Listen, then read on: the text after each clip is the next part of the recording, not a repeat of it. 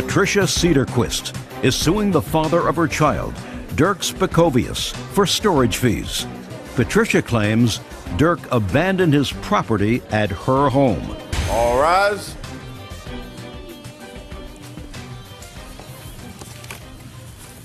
Yeah, it's case number 23 on the calendar in the matter of Cedarquist versus Spakovius. Thank you. You're welcome. Parties have been sworn in. You may be seated. Sir, have a seat. Ms. Cedarquist, the defendant was your former boyfriend, and you have a 5-year-old child together. Yes, that's right. The complaint is an interesting one. You lived in a house together for a period of time up until when? June of '07. And at that time, you separated, and the defendant ultimately left the house. You claim he left the house, leaving certain property there. And the property remained there for 18 months. And you want him to pay storage fees for that property. Yes, I do. That's what your case is about. Yes. That's not going to happen. Did you have a storage agreement with him? Yes, we did. No, you didn't.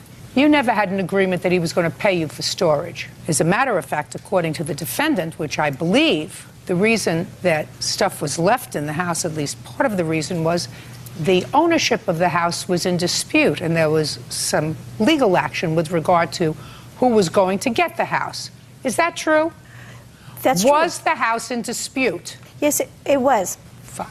And when was that dispute resolved? I lost the action in the first part of '07. Do you have an appeal pending? Yes, we have an appeal pending. At the same time, I understand, based upon your answer, a custody dispute. Is that correct? That has been resolved now. How has it been resolved, sir? We were in the social services system for 18 months, and as of April 1st, the child has been awarded me as the full parent. When you say you were in the social service system, what does that mean? During our battles in the past, the police came out and had removed the child and put her into protective custody. This doesn't have anything to do with the case, Your Honor. This is private information, and this is a different problem altogether. I don't want to bring my daughter into it. I'd like not to. I have questions. If you don't want to answer my questions, I'm just being protective of my daughter. Your daughter is how old? She's 5. Yeah, tell her not to watch. Tell her not to watch. At this point, you're in the house. Some of his property was there. I want to see a copy of a contract that you had with him for storage of whatever property. These were auto parts. I want to see it. You have a copy of a contract? You know, I do. I want to see it. In the sense that... Just a second. Just give me a copy of a contract of a storage agreement that he made with you to store these auto parts in your house that you sold when? The last 6 months. And I told him I was going to be selling them for storage, and he, in fact, helped me. I have proof here that he helped me with some of these listings, knowing I was selling them for storage purposes, storage fee purposes. Show me a contract that you had. Show me. A written contract that he signed? Yes. Not a verbal one? No. I don't have one. And the stuff has been there since June of 2007. Is that correct? Technically, it's been there 2006. since 1989. No, it hasn't, Dirk. No, that's not true. That's when not true. did you first move into the house, Miss Cedarquist? I moved into the house in of '02. Sir, I don't understand how it could be there in 1989 if you moved into the house. If she didn't move into the house until 2002. I purchased the house in 1989. It's been my house. And just a minute. You lost the house in foreclosure. Oh, forget it. Oh, forget it. Okay. Very good. Now, you have a counterclaim. I'm prepared to hear your counterclaim in about 30 seconds. You have a counterclaim for her selling your stuff on eBay? That is correct. Did you ever give her permission to sell your stuff on eBay? Just answer the question. That requires a yes or a no. No. I don't believe it. You just started to give me a reason. Did you ever give her permission to sell your stuff on eBay? Yes, when we were together. I have proof that shows him giving me permission just months ago. Mr. Spakovius, if the plaintiff has proof that you gave her permission after June of '07 to sell your property on eBay, I'm not going to be happy with you, sir. Do you understand? I understand that. All I want to ask you is, did you give her permission since June of '07 to sell any of your auto parts on eBay? No. Fine, show me the proof. This is Because communication. that's you. Now I'm dealing with his counterclaim. I'm already resolving your claim for storage, which is nonsense. Well, this is his... This is nonsense!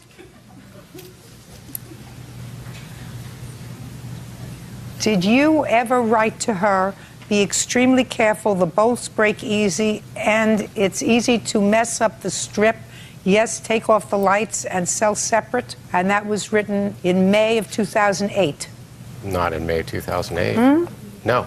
Well, that's when it's, I mean, I don't do this machine well, and I certainly don't do eBay well. Isn't that date Saturday, May 24th, 2008? Isn't that what it says, Bird? That's what it says. I want to show this to him.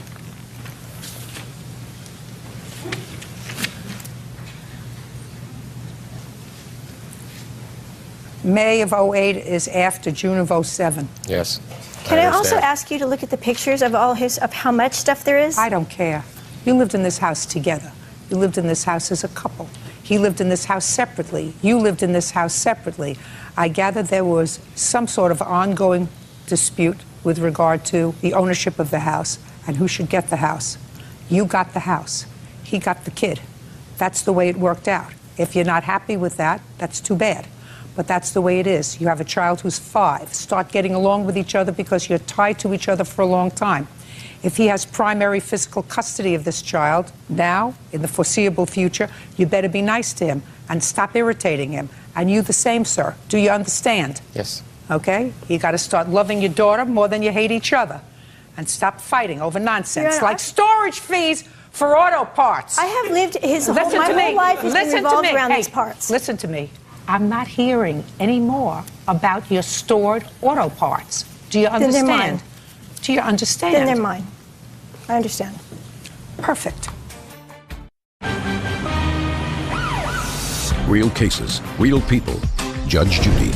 Patricia Cedarquist says the father of her child, Dirk Spikovius, owes for abandoning his property at her home. Dirk is countersuing Patricia for check fraud and for selling his belongings on eBay. Now, you still have any property at her house? Yes, I do. You have 5 days to go and get the stuff. If you do not get it within 5 days... Your Honor, I've lived with these for so many years and fought with the city over it, the neighbors. What about damages? Miss Cedarquist, listen to me carefully. Didn't you have your listening ears on? You have a 5-year-old child that you're hell-bent on protecting. Yes. Listen to me carefully. You are tied to him. He is now the primary physical custodian of your 5-year-old. That will change. It may, and it may not.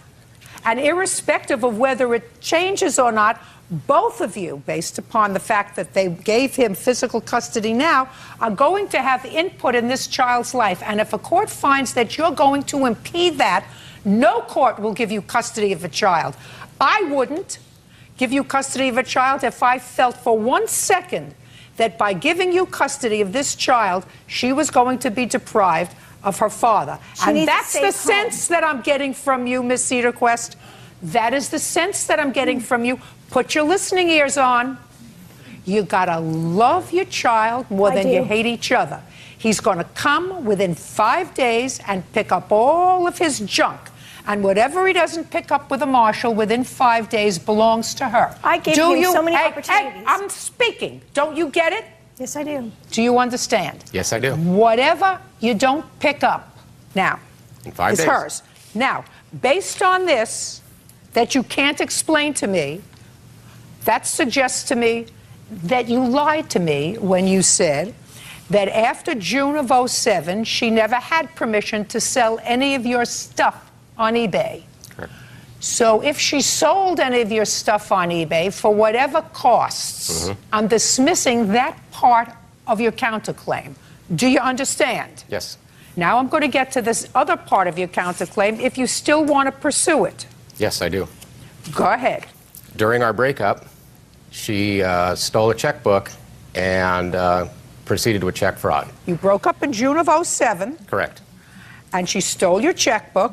Correct. And when did she write a check out? She wrote a check out in February 7th of 07. Several checks. Yes, and when did you find out about it? Later that month, when my In bank February. account... Why in the world would you think that I would entertain that 2 years later? Because knowing that she doesn't have any money, I wasn't going to pursue it. It was a lost cause. Well, then you should have pursued it in a more timely fashion. The doctrine is called latches. You sort of waited too long, sir. What else? I'm going to put your listening ears on, too. Other than a collection agency, You got to love your child more than you hate each other. I do. Good. How often does your daughter see her mother? 2 hours twice a week monitored. By whom? I was not allowed to be the monitor. Of course not. And I can understand so that. her son and her daughter do the monitoring. Do they come to your house or do they take the child to her house? I drop the child off, and sometimes the grandmother drops the child off. And she comes back, and that's I been pick her going up. on since when? As of the beginning of this month, April. Prior to April, where was the child living? With me, Okay, and prior to that, where was she living? with the paternal grandparents, With your parents? with my parents. Okay, fine. Very good. Listen, try to get along, because if you don't get along with him, you don't want to be relegated to 2 hours twice a week with your daughter. That will change. I doubt it. Oh, it will. Oh, I doubt it. I don't. No, I doubt it. No, they haven't heard everything that I they doubt need it. to hear about this man. I doubt it. Your case is dismissed. So's your counterclaim. That's all. Parties are excused. You may step out. He's a liar. I'm very happy with the judgment. I call my axe boyfriend because he took an axe to everywhere in my house. The ceilings, the piano, my glass, everything. We both were out there with axes and pitches destroying each other's cars and property. And when the police came, they took my daughter away because he made my home unsafe. Because there was glass everywhere. That's why I don't have her. It was a scene when you get 9 cop cars out there trying to break us up, trying to decide who to take to jail. Got interesting. And now the next case. All parties in the matter of Malburn versus Malburn, step forward, please. Thomas Malburn is suing his son, Oscar Malburn, for the return of payments made on a motorcycle that Oscar repossessed. Oscar is countersuing for damages to the bike. Mr. Malburn, this is your son. Yes, ma'am. According to your complaint, your son took back a motorcycle that he had previously sold to you. Yes, ma'am. And he sold to you, and the conditions of the sale were that you were taking over payments. Yes, ma'am. Because he could no longer make the payments on the motorcycle that he purchased. You wanted it. You said, I'll take it off your hands. I'll make the monthly payments. He held the title until the payments were made. You made the payments for how long, sir? 16 months. And then your son came and took back the motorcycle. Yes, ma'am. You want the payments that you did, in fact, make on the motorcycle during that time. Your son says that you violated the agreement because you made your payments late, thereby potentially damaging his credit, and he had every right to take it back. He has a counterclaim that is nonsense. He wants to charge you for renting the motorcycle on a weekly or daily basis. That's dismissed out of hand because that was never your agreement. When did you buy this motorcycle? August of 2007. And how much was it? It was $18,000. What kind of work were you doing at the time? I was doing construction, stair builder. Is this the only vehicle you had? No, I had a car. When did you make this arrangement with your father to take over your payments? In February or March of 2008. Why? Because I had lost my job When did you lose your job? in February. When was the last time you had made a motorcycle payment? January or December. You had missed a payment. Yeah, Well, if you missed a payment, then your credit was already down the tubes, right? somewhat. Somewhat. But you had missed a whole month. Yeah. So when your father took over your payments, he made 2 payments to catch up, correct? Yeah. That would be a yes. Yes. And did he make the payments each month after that? He made them each month after that, but he never made them on time. When were they due? They were doing the 17th of every month. Did you make the payments on the 17th of each month? No, I did not. Because you're going to show me the payments that you made, right? Yeah. Let me see them.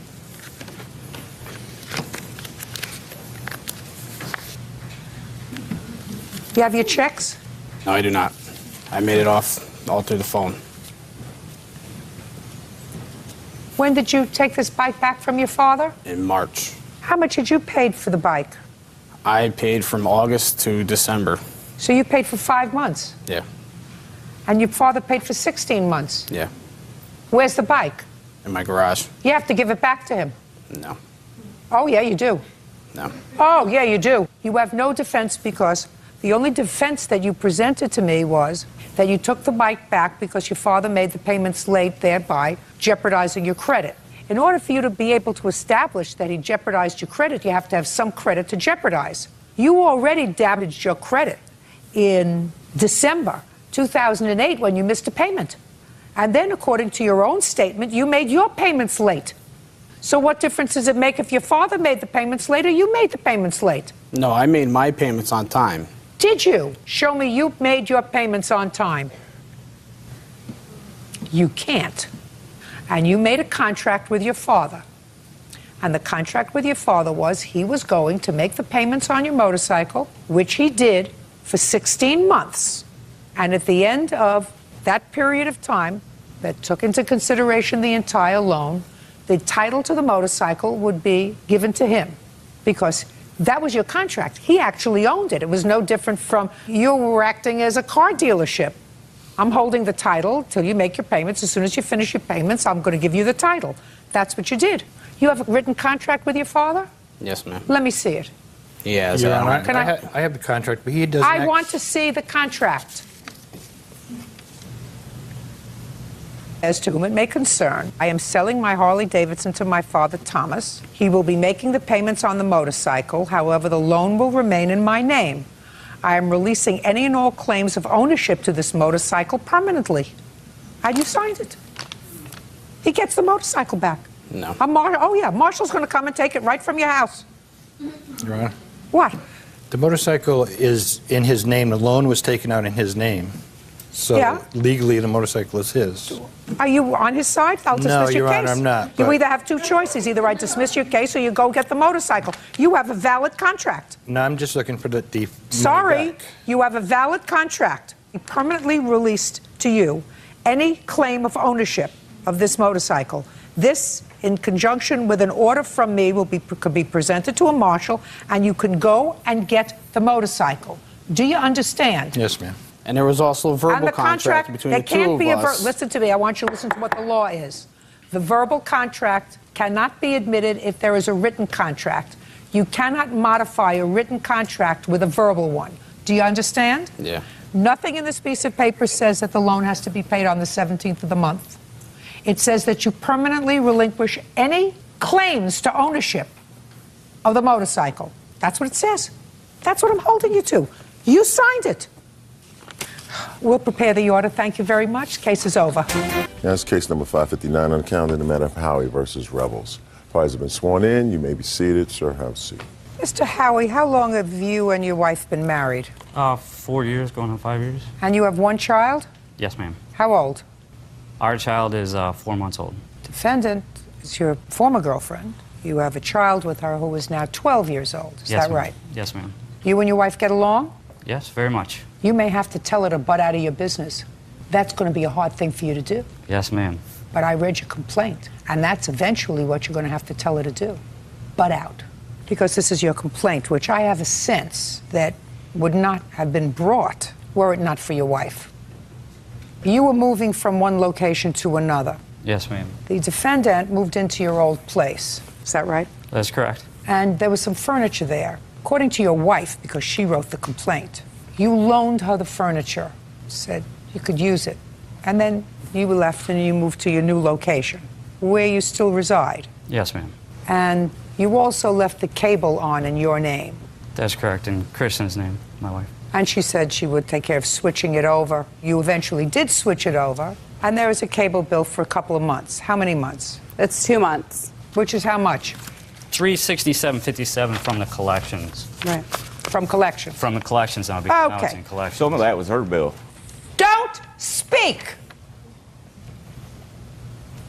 And you want the furniture back. Now, there's some convoluted story that you went there and didn't take the furniture back, left it there, and now she hasn't returned it to you and you've asked for it. Yes. But this whole thing came about because probably your wife had a baby. There was a lot of money going out. You haven't paid child support in a while. They're taking your tax return. Yes, ma'am. So your wife said, now you're going to sue her for the furniture. That be a fair statement, Mr. It's, Howie? you know, it's pretty close. It's pretty close. You don't have to be a genius to figure that out, sir. That's why you have to tell your wife to back off. This 12-year-old child has nothing to do with her. Exactly. Nothing to do with her.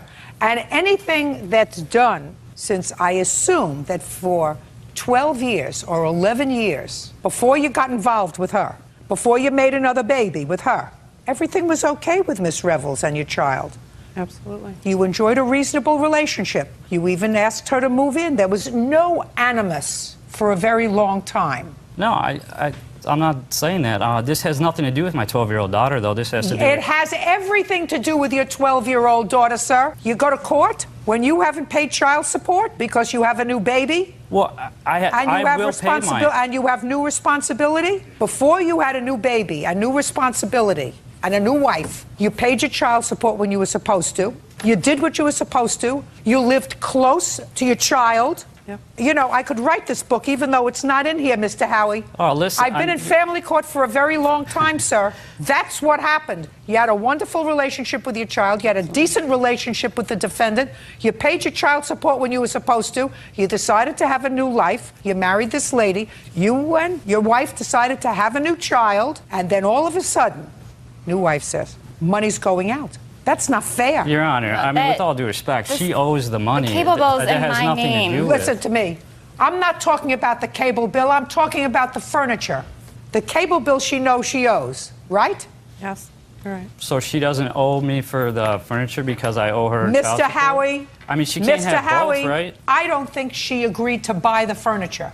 You're right, she didn't, but where's it at? She Just never a gave second. it to us. I don't think she agreed to buy the furniture. If you say, I sold her the furniture for $500 and she didn't pay it, that's a different story. That's not what you say here.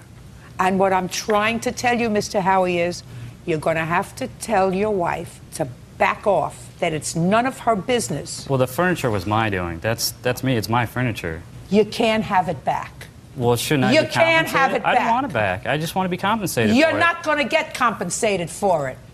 You're not going to get money from her for it, especially if you tell me I don't want it back. Say, I don't It's want gone. it back. We tried getting it back. It's Just a gone. Your Honor, second. they have not. Just a second. Especially if you tell me I don't want it back. I want to be compensated for it. When was the last Well, time? I'll take it back if you give it back to me. But We've tried to get it back 2 This times. has nothing to do with you. The cable bill was in your name. You're going to get paid.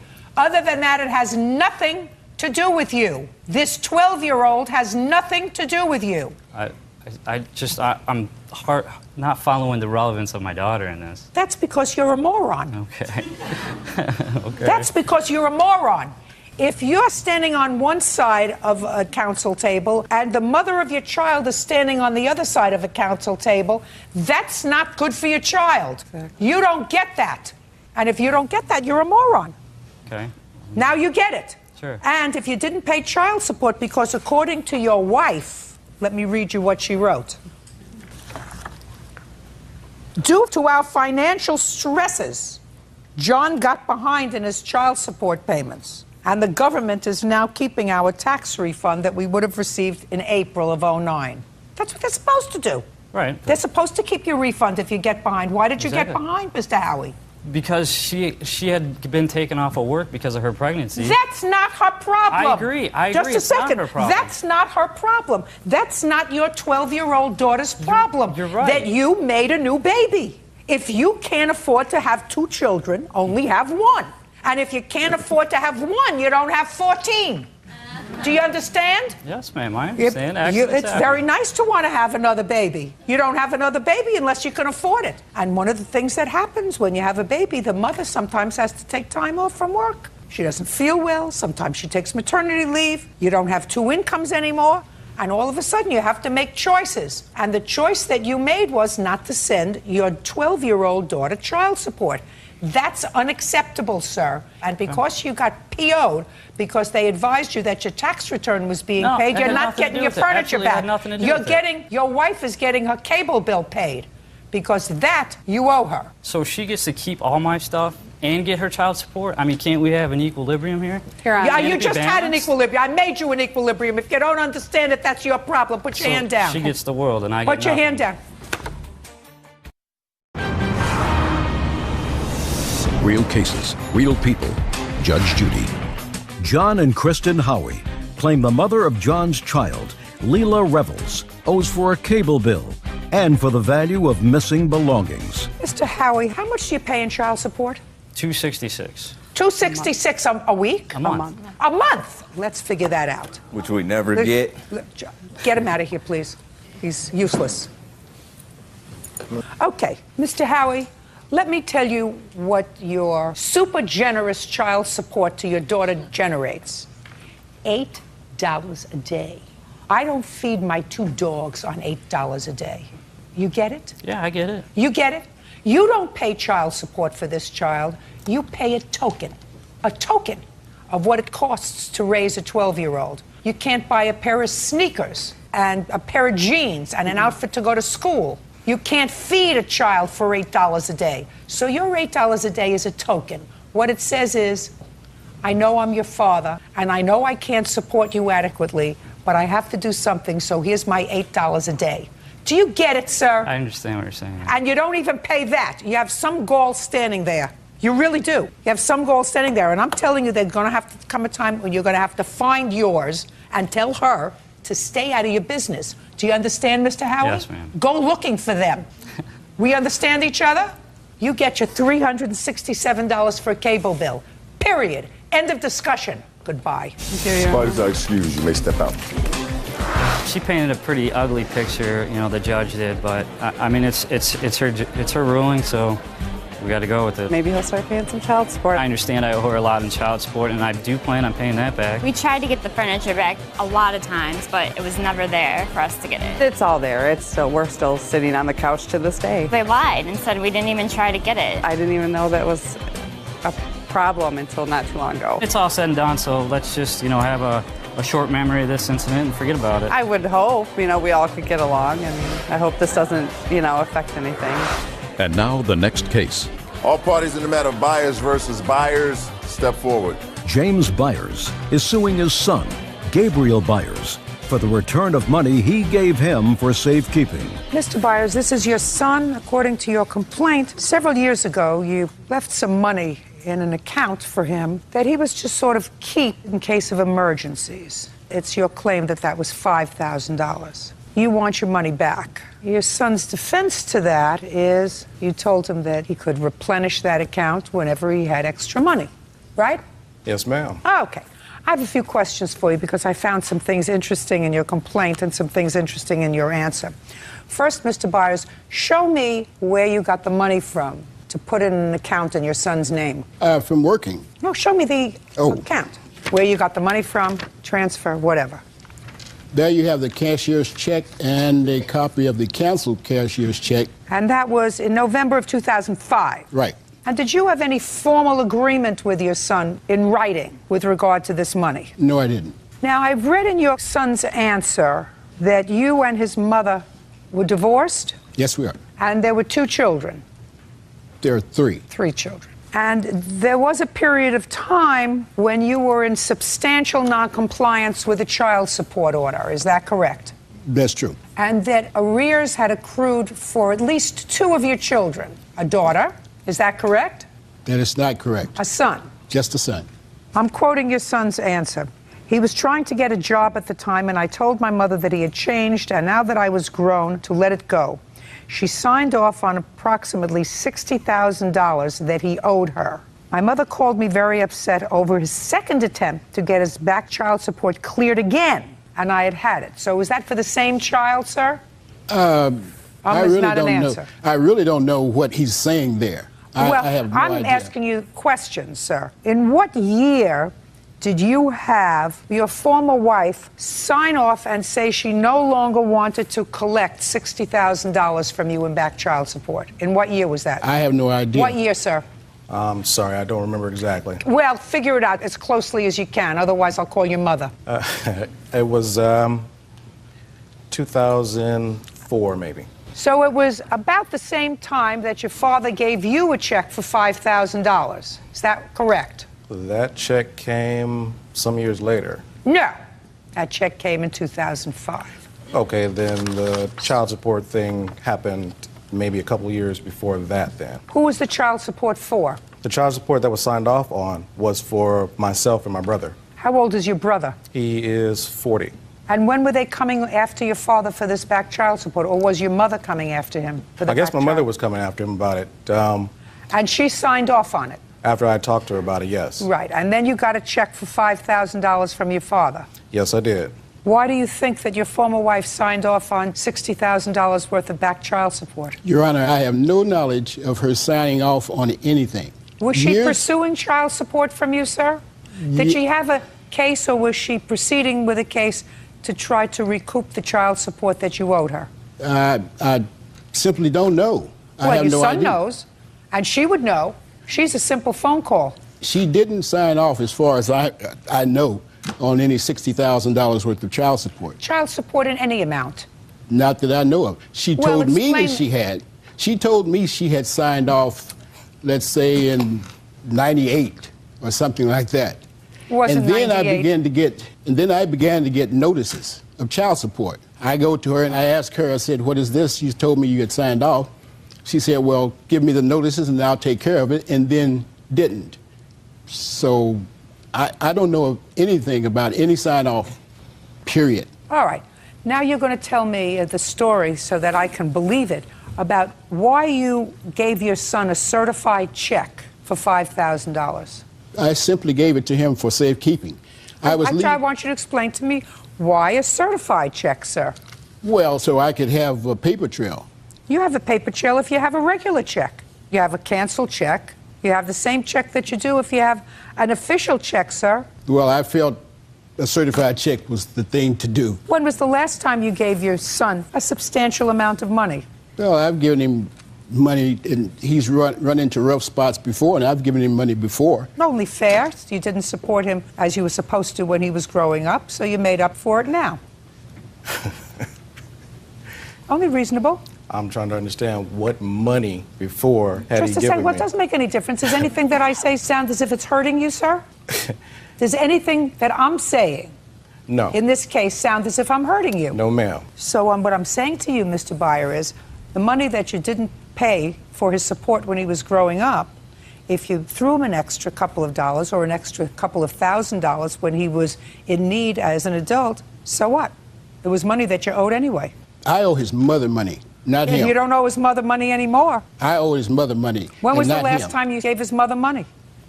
There is an order in place. That's not my question. When was the last time you gave his mother money? I can't remember. Well, was it in this decade? Was it in this millennium? The only thing I can tell you is that I'm paying child support, and I am current, and I have been current for 10 years. You can't be current. He's 37. I'm current in the arrears that was set up. When your son has the money to give you back that you left in his care, he'll pay you back.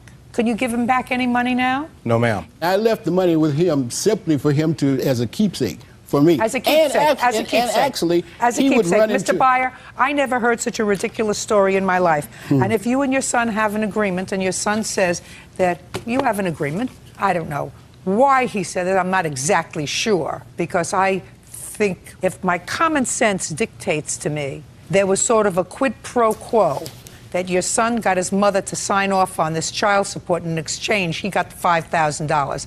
That sounds logical to me. What does not sound logical to me is an adult parent saying to a child, I'm giving you $5,000, as you just said to me, as a keepsake for me, and I'll come to you when I need it or when I want it. That suggests that you can't take care of your own money, or that the state was coming after you for money, and the reason you put it in a cashier's check was that there was no paper trail. No paper trail, not a paper trail, no paper trail. So you had accumulated some cash, you wrote out a cashier's check, and you gave it to him to put away. Either way, I'm not helping you, Mr. Byer. Goodbye. That's case number 578 on the calendar in the matter of DeBarry versus Gagliano. Thank you. You're welcome, Judge. Parties have been sworn in. You may be seated. Ma'am, have a seat. Mr. DeBarry, you and the defendant were in a relationship and you lived together Yes, Your until Honor. sometime in May of last year. Yes, Your Honor. According to your complaint, you believe that Ms. Gagliano is responsible for several things. First, for an assault that you allege she perpetrated on you on that day. Second, you claim that she filed a false application for a restraining order against you, which caused you to incur some fees. You want her to be responsible, in addition, for a hotel that you had to pay for when she filed these false charges and you were forced to leave the home. Yes. The defendant says that you actually did, in fact, assault her. She says that in addition, she had to, since she was arrested, she had to stay in an apartment for a couple of weeks while you were living in her home. And in addition, when she finally was allowed back into the home, she found that the place was a mess and that you allegedly took some property that didn't belong to you. When did this incident occur? May 24th. 2000. And how long have the two of you been living together Just at that over time? 2 years. So why don't you start by telling me what happened on the 24th of May? Well, on May 24th, I had picked her up from the airport because she had been at her family's because her father had passed away. And, you know, we came into the apartment and I went into the bedroom when I got on the computer because I was looking for a rental car. And she right away started getting irate with me and yelling at me. Why was she yelling at you? We had conversations to the fact that we weren't getting along, that there was some issues. Before she went away or when she was... While she was away, I had brought it to her attention that I felt like I was just a roommate. You know, I'm paying bills and I'm living there, but there's nothing else. So we discussed that when she got back, we would talk. As soon as she got back, she didn't say nothing on the car ride back from the airport. She got into the apartment and she flipped out. Well, tell me how she flipped out, sir. What she started throwing stuff, my golf clubs across the room. She wiped off everything off the desk and the dresser. Well, what was it that precipitated that? Something usually happens before. Nothing. She was just, I couldn't understand. This is a shock to me because she was never like this. So she continued to get irate and she's like, I want you out of here. Were you not sympathetic to her? I was. Okay. And I said, you want me out of here? Call the cops. She refused to call the cops. So she got in my face, clenched her fists, and turned red, and she was gritting her teeth, and she's like, pushing towards me like she wanted me to hit her. And I just backed away. I says, you need to get out of here. You need to go sit down and go do something because I don't need to deal with this. She's like, I want you out. I said, here, call 911. I typed 911 in my cell phone, and I went to hand it to her. She wouldn't take it. She finally walked out of the room. I sat down at the desk. I was on the computer chair. And a couple minutes later, she came back in and she lunged at me on the chair and started digging into my face. So I had 911 programmed in the phone, so all I did was hit send. And I got the dispatcher. And I told him, she's attacking me. You need to send somebody here now. And she got up and she was hysterical and she went out in the other room. The dispatcher told me, lock the door, stay away from her, and stay on the phone with him, which I did. Police officers arrived, and that's when they started investigating. Do you have the police report? Yes, I do. I'd like to see it, please. Here you go. There's also pictures on there, too.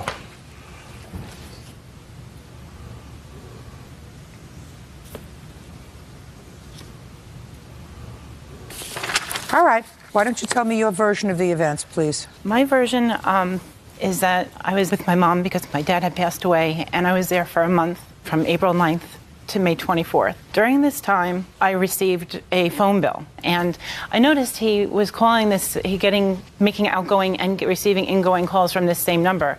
And I questioned him about it, and he says he had fallen in love with this other person, and I didn't want him to be with me if he was in love with someone else or having relations with other people. When did he tell you that? I don't know the exact date. Well, is it when you were away? Or it was when I was at my mom's house. Okay. It was at my mom's house, and we had conversations for him to leave because we were both unhappy in the relationship, because it was pretty much... So far, does that ring a bell? I never said that I was in love with this, but that is true that there were some calls, and it was never discussed like that. Well, how was it discussed? Like I had told you previously, I was unhappy, and I felt like we were roommates, and she agreed that it was like we're roommates. Oh, so you became involved with somebody else? No, I didn't, Your Honor. Well, it was a friend of mine that she accused me of cheating on her with. You know, there's all kinds of cheating. Right. Sir, there's emotional cheating, there's physical cheating. You were having conversations with another woman, correct? Yes, a friend. Okay, go ahead. So you got back from... I got back from Myrtle Beach, and I was unpacking my suitcase, and I had asked him to leave the apartment twice because I was really upset, and he was cursing at me, calling me bad things. And no, that didn't start. That doesn't make sense. He picked you up from the airport. We were talking. He said we didn't talk on the way home. We were talking on the way home. He picked you up from the airport. He didn't say take a cab home, take a car service home. He picked you up from the airport. With my car. I don't care whether he picked you up with your car or not. He picked you up at the airport, correct? Right. And there was no scene at the airport. In the car there was. I said there was no scene in the airport. And when you got home, he just started to curse you? Is that what you're telling me? That doesn't make sense. Makes sense that you were angry with him because of what you saw on the phone bill, but it doesn't make sense that he would start cursing at you.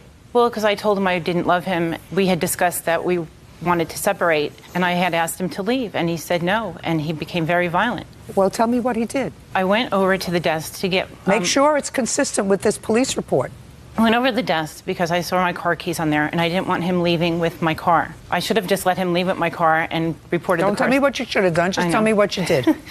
So I went over to the desk to just grab my car keys, and he grabbed me by the neck and was holding me by the neck. And then once he had me by the neck, I tried to get him to release me, so I scratched him on the face.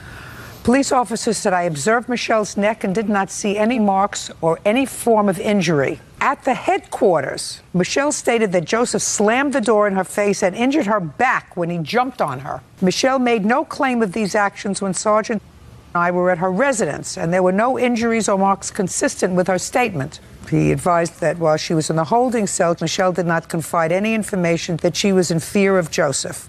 Michelle was charged with simple. Real cases, real people. Judge Judy. Joseph DeBari says his ex-girlfriend Michelle Gagliano owes for an assault, hotel fees, and for filing false charges. Michelle is countersuing for an assault, hotel fees, and damaged property. Okay. You filed for a protective order on that date. I was advised by and granted a Yes. protective order. Okay. Then you went back to the apartment. Yes. How long did you stay in the apartment? It was 3 days. When did you find out that the lease was in her name? When I was removed from the apartment and I went to the office to ask them for a copy of the lease. Because all along I was under the assumption, because we filled out papers together when we got the apartment, I was supposed to be on the lease. Did you ever sign a lease? I signed a document stating that I was going to be a registered occupant. Were you a registered occupant on the lease? As far as I was concerned, yes. Can I see the lease, please? He wasn't, and the reason for that was because of his criminal background. And that's why I had to move from my original apartment where I lived, because they wouldn't let him live there because of his criminal background for fraud and embezzlement or whatever. That's your choice. If it's true, and I don't know if it's true or not, that was your choice, right? To live with him? Yeah. I know, but that was your choice. Yeah, right. I mean, you didn't find out anything new about his criminal background after you moved from one apartment to another. You chose to live with him, right? Yeah. So you were there 3 days. And then what happened, sir? I got a knock on the door, 2 police officers telling me I had to leave. They came in and they said, if you don't leave, we're going to arrest you. And this was at 5 o'clock. So I was like, this is wrong. I'm supposed to be here. You know, the court said I should be here. Well, you have to deal with them. It's after hours. You have to leave. So I left. I had a friend of mine pick me up and take me to a hotel. So I had contacted the courts and also the district attorney. And he stated to me, why are you out of the apartment? You have every right to be there. Don't tell me what he stated to you, sir. That's hearsay. To go back. So I went back after 4 days. Okay, and? And then our court proceedings continued. It was a 2-week adjournment. And after that, I decided to get my stuff. And leave. And leave. And just bring the keys to court. Well, that's a very good idea. I didn't want no trouble. That's a very good idea. I believe his version of the events, and I do not believe yours. Sorry. I believe that you assaulted him, that there was a terrible altercation, and that you filed a restraining order subsequently. Unless you have medical records. You have medical records? I went to the emergency room. Just a second. I want to see the medical records. I want to see what the physical manifestation was of this alleged assault. And there's pictures, too. I'm not looking at any pictures. The police officer memorialized exactly what they saw when they came to the premises. So you went to the emergency room the next day? Yes. Not that day. You went the next day. And then you went 3 days later. Because I tried Don't tell me what they said. I'm just asking you for objective data.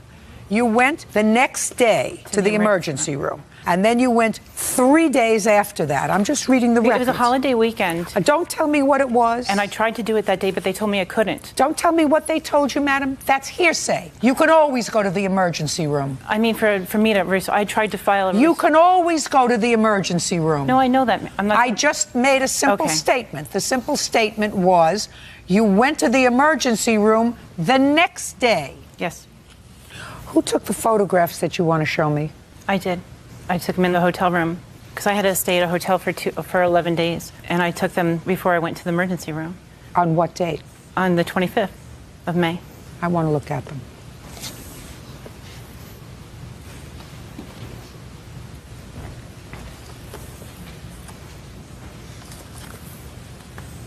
It's nonsense. Okay. You were asked to leave because of what? That she filed a complaint against me. When did you file a complaint against him? It was when the courts reopened on Tuesday or Wednesday. I'd like to see the complaint.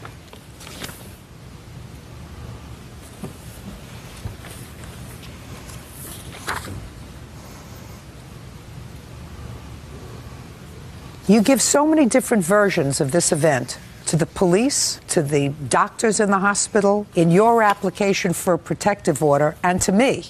In one narrative of the event, you say he slammed a door in your face and pushed you down. You told me he grabbed you by the throat, and that's what caused you to scratch him. Here you say that you went to grab a set of keys off the desk. He grabbed you by the neck and threw you down and was holding you down by the neck. He was. Well, that's not what you told the doctors in the hospital. I told them the same thing. Do you want me to read what you told them? I read it, and she wrote it. She wrote it down differently. She did. Yeah. I believe that you filed this in retaliation, so you're filing the protective order. What expenses did you have with regard to defending the protective order? I had $300 in a hotel for 4 days. Let me see the bill. This is my bank statement. There's 2 days on there, and 2 days I paid cash. I understand. How much were the 2 days that are down there? $74 a day. I'm dismissing the part of your claim that seeks compensation for an assault. I do not believe you were assaulted. I believe he was. I believe you lost your temper, and that's what happened. I believe that you filed a restraining order against him in retaliation for his filing one so that you could get back into your apartment. That's what you did, and it didn't work. So I'm not awarding you anything on your counterclaim for the 2 weeks that you had to stay in a hotel room. You had to stay in a hotel room because you assaulted him and he had a protective order. Now we're going to talk about your property. What do you claim that he took that belonged to you when he left? He took a $200 blender. He took a digital photo frame. He took a business card case that I had. It all added up to... Don't tell me what it added up to. I want to hear what he took. He took Keep going. a wheeled laptop bag, a big Yankee clock that was on the wall, and that's it. Did you take any of those items that belonged to him? No, Your Honor. I took what was mine, just my clothes. Did you ever file a police report with regard to items that he took? No. Why not? Because when we went to court, he told my lawyer to tell me No, don't tell me what he told your lawyer. After you got home, you're not a stranger now to the system. So now you can go back and file a police report that he stole items that belong to you. Okay. Did you ever do that? No, I didn't think I had to Good. do that. Your counterclaim's dismissed. Okay. I'm awarding you, sir, $648, which is $148 for your hotel room and $500 for your scratches. That's all. Step out. Parties are excused. You may step out. He gets away with lies. I didn't realize she was full of lies. I just knew that we didn't have a relationship. He's just a shady person. It was just getting worse, and I just wasn't happy. He's just shady, manipulative, and he lies. And now the next case. All parties in the matter of Flint versus White. Step forward. 26-year-old Melissa Flint is suing her ex-boyfriend, 26-year-old Brian White, for the unpaid balance on a furniture set and a television. Miss Flint, you and Mr. White had a brief relationship, and according to your complaint, he owes you money for furniture and a television set that you put on your credit card. Yes, ma'am. And Mr. White says he doesn't owe you anything, although he is sitting on the furniture and watching the television. Yes, ma'am. How long did the two of you date? We dated approximately 2 months. From when to when? We started dating the middle of December to about the middle of February. And when did he move into this apartment that needed furniture? He was moving the weekend of the 19th of January of 2008. So far correct, Mr. White? I thought we dated a lot longer than that. It just seemed longer, Mr. White. Possibly, but no. I do recall at least being with her through March and maybe some of April. Fine. Where were you living, Miss Flint? I was living in an apartment of my own in Kansas City. How long had you been living there? I moved in July of 2007. Mr. White, where had you been living previous to this apartment? I lived with my father. What kind of work were you doing? I was a sales rep for a company called Service Manager. Miss Flint had her own apartment, you had your apartment. Why would she buy you furniture? It's a good question. No. I always ask good questions, Mr. White. Yes, ma'am. That's why I'm here. That's I expect from you a truthful answer. I will give you a truthful answer. Then get to it. Okay. She was with me at the time that I was moving out of my father's house. My roommate and I didn't have a bedroom or a TV, a nice TV for downstairs. So you're moving in with a roommate? I moved in with a roommate, yes. I did. Go ahead.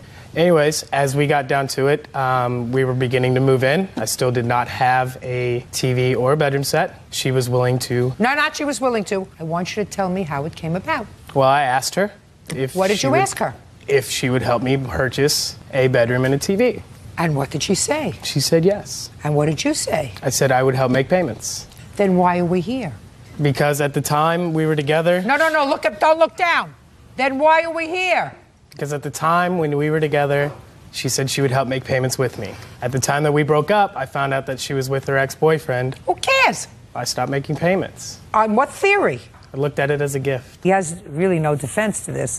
The fact that he didn't like the reason for your breakup is not a reason not to pay the bill. We were together when she helped me purchase these. We went into it together. No, you didn't go into it together, sir. Yes, if you did. lived together in an apartment with her, I would hear you. She had her own apartment. You moved in with a roommate. Listen to me. You moved in with a roommate. According to your testimony, not more than 3 minutes ago, you said you had an understanding. She said, can you help me buy the furniture? She said, yes. And what was your understanding? She bought the furniture and I would make the payments. That's what you just said. I said I would help with the payments, ma'am. When was the last time you helped with the payments? The last time I helped is after we broke up. The month that we broke up, I made Listen, my you last look payment. foolish enough. Don't say anything else. All right? You look like enough of a fool. Say nothing else. You don't want your father to see this.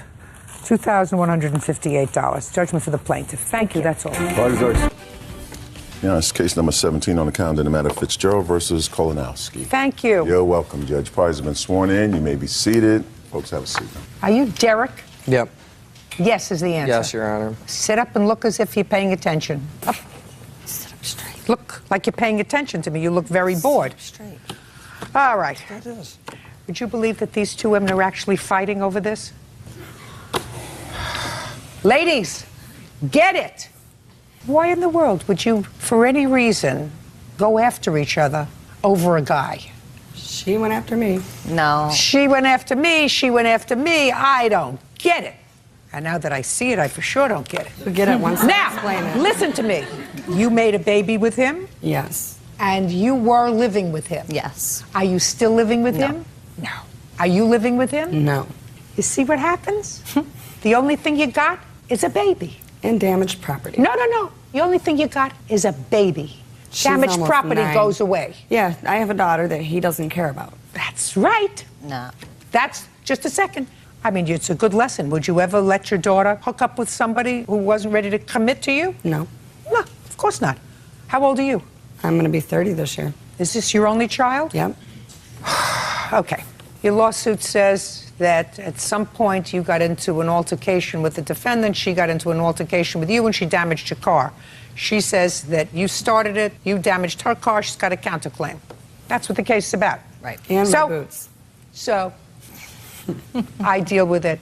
It's all totally irrelevant compared to the much larger picture of ruined lives and disappointments and children without fathers. The damage to your car is this big. Mm-hmm.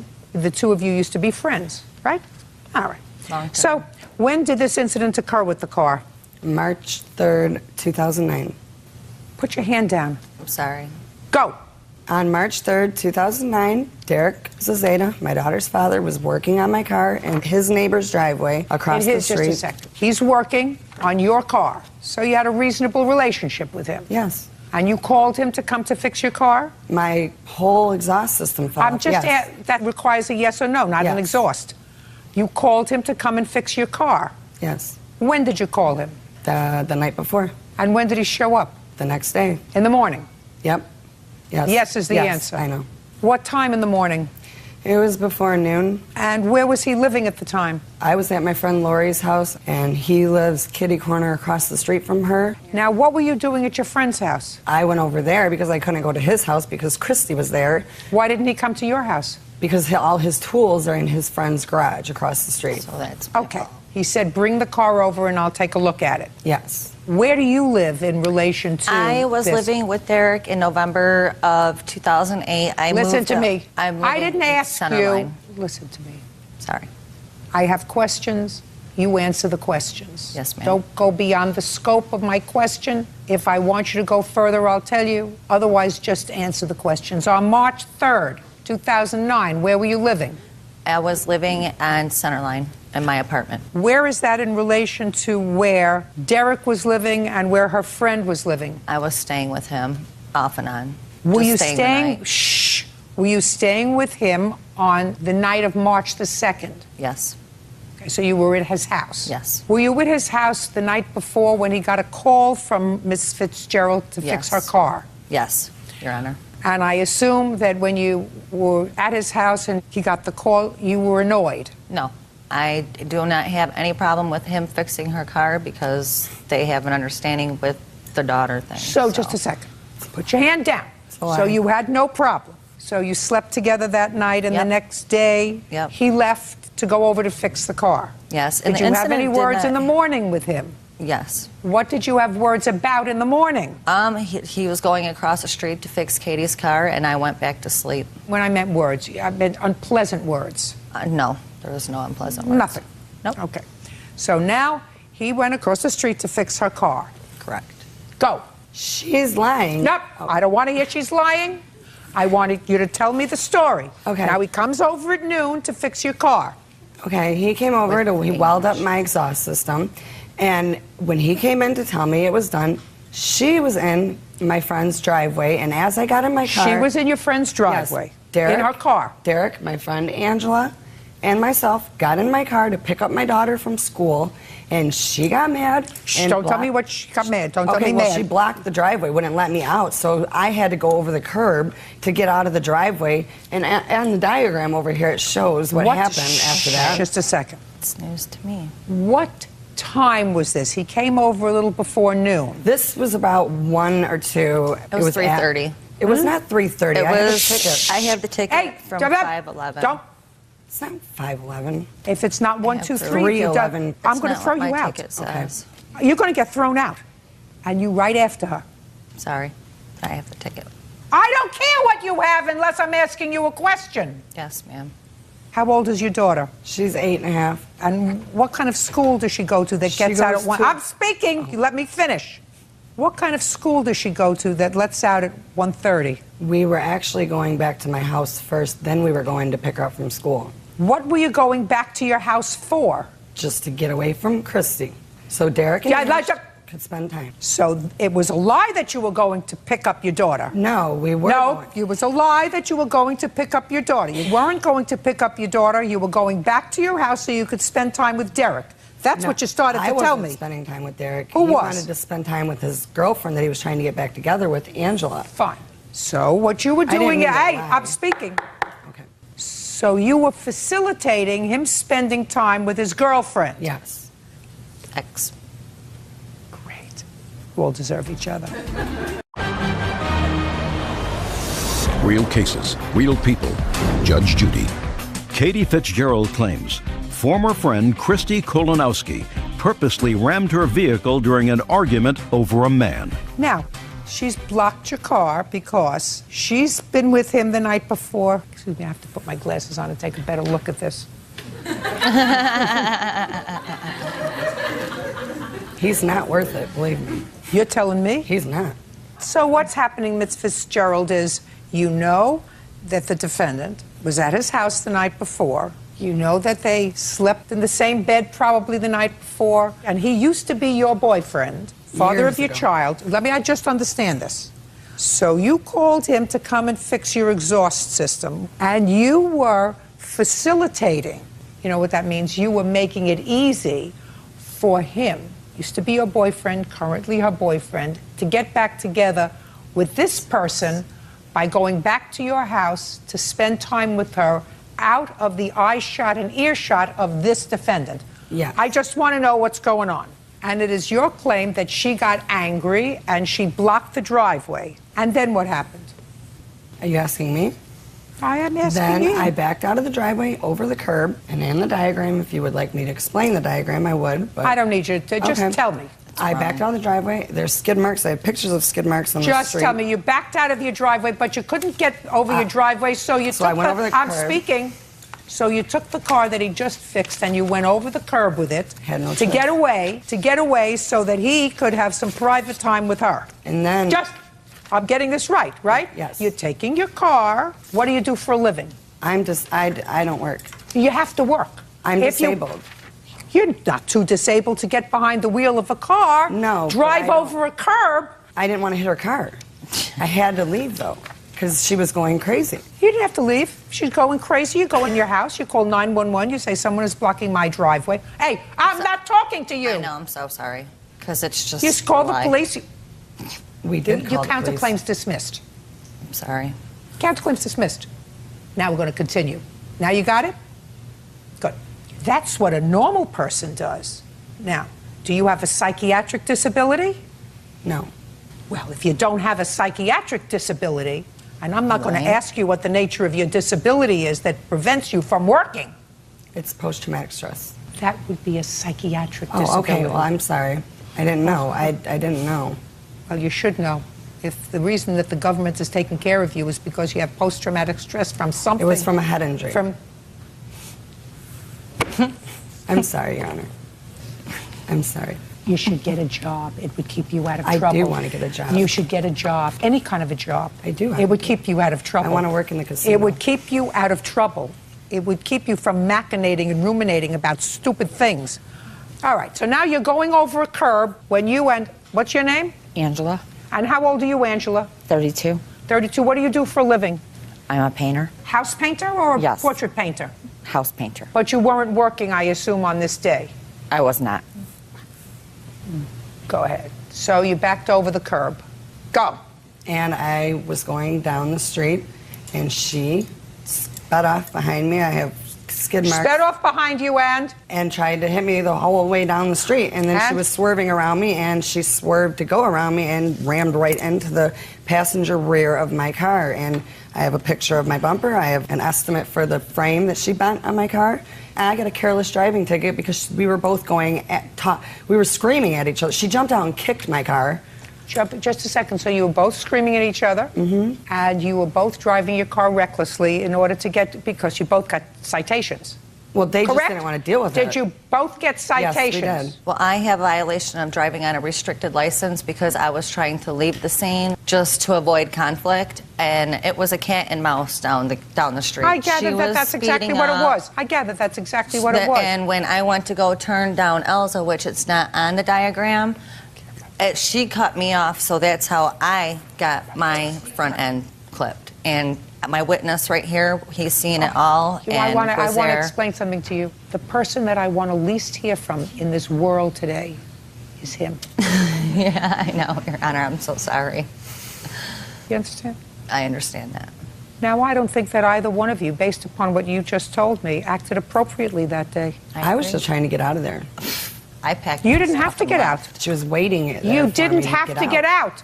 All you had, hey, based upon what you told somebody off on a side when I'm street? trying to turn down a side street, I'm sorry. I'm Do you understand? sorry. No, I'm sorry. No. She said, how many times did you say I'm sorry? No, I'm not I going to dismissed her talk claim. unless you talk. I dismissed her claim. I'm sorry. Look, your claim is dismissed. Dismissed. I would have dismissed it anyway. You don't hear. You have to be more involved with your life and less involved with the lives of other people. Do you get it? Yes. I mean, I don't know what kind of stupidity you were involved with that day, because I'm not hearing this counterclaim of yours that she hit your car and that she's responsible for the accident. You both behaved badly. I should have called the cops in the first place. That's right. Or gone into the house and not arranged for this assignation between Prince Charming over here and your unemployed painter friend. Do you get it? Yes. Do you get it? Yes. Goodbye. What about my boots? Step out. Thank you. She turned my daughter's father against his own daughter. I already know how my kid's ma is. I'm going after him for child support, so the loser better get a job. I'll pay child support, and she can go pay a real mechanic, a real collision shop, real prices, and see how far that goes. And now the next case.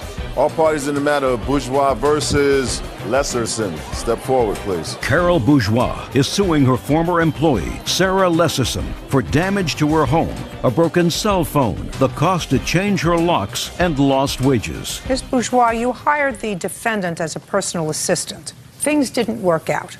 The relationship of employer-employee ended badly. According to what I read in your complaint and your answer, there came a time when Miss Lesserson, terminating herself from your employ, asked for her final paycheck, something that you did not give her immediately. Subsequently, she sued you in small claims court for her paycheck. So far, correct? Yes. And you lost, and you were directed by the judge to return her paycheck. You appealed that decision. And within the last several months, your appeal was rejected. So far, is that correct? Correct. Yes, Your Honor. Did you get your paycheck? I did, Your Honor. And I also read between the lines here, and at that time, you also raised before the judge in that small claims hearing the fact that you wanted a business cell phone back. Correct? Correct. Amongst other things, yes. Talking about the cell phone? Yes, Your Honor. And the judge directed that the cell phone be returned. When did you return the cell phone? I returned it in August when we were in court. I had brought that along with other belongings. August of 2008. And 8. Because you say that she damaged the cell phone. That I'm not entertaining. That was already taken care of by another judge. And between August of 2008 and May of 2009, if you had a complaint about the cell phone, you should have filed it, not waited until after your appeal was denied. Do we understand each other? Yes. Good. In addition, you are suing her because you say when she came to your office to collect her paycheck, she assaulted you. Correct. Something I assume you raised at some point. Is that right? Yes. When did you raise this assault? I believe it was mentioned during the paycheck, but the judge wasn't concerned with that and didn't address that because that was not the issue. He could have. Because the same way that you're suing her now for the assault, you could have counterclaimed when she sued you for the paycheck for the assault. And it was raised before the judge, right, but correct? out of ignorance, I thought that it would balance out. I didn't understand. I'm dismissing the assault. You get one shot of the apple. You can't come and fetch and annoy courts because you lose an appeal. Do we understand each other? Yes. Unless you have a police report that suggests that you had visible injuries. Do you have a police report that indicates you had visible injuries? I have photos, too. I'm not interested in your photos. I'm interested in the police report. Your Honor, Don't speak. So far, you're not losing. So far, I got what this case is. It's a lot of nonsense. Somebody who's vindictive because they lost a case. I can see no signs of injury on Bourgeois' right arm or right cheek where she said she was slapped. Bourgeois could not tell me with what hand Lesserson slapped or grabbed her. Okay, that's what I thought. Because even if I believe that she slapped you, which I don't, there is no way that you lost any wages due to an assault and changed lock fees. You want to give me 30 seconds on changed lock fees? 30 seconds. She cut my keys. She signed a receipt stating that she would return my house key. She said she was holding it hostage, and because she assaulted me, broke my gate, I had to call the police. She was screaming at me. I was afraid, so I had to call a locksmith to change my locks. Madam, you lost the case. You've already had 2 bites of the apple. You had a trial. I'm speaking. You had a trial, and you had an appeal. Every issue that you raised before me, you could have raised, did raise, in some instances before another judge. You don't get to waste court's time 3 times. Do you understand? Yes, but I did raise those. That's all. Case is dismissed.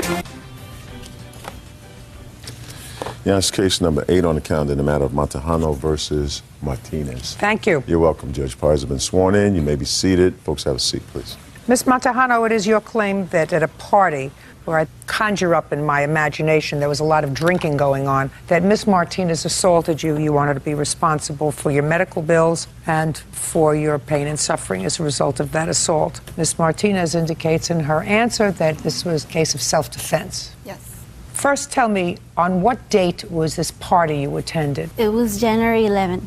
2009? Right. And at whose home was the party? It was at Edson's house. Who's? Keep your voice up. Edson's house. Who was that? Him.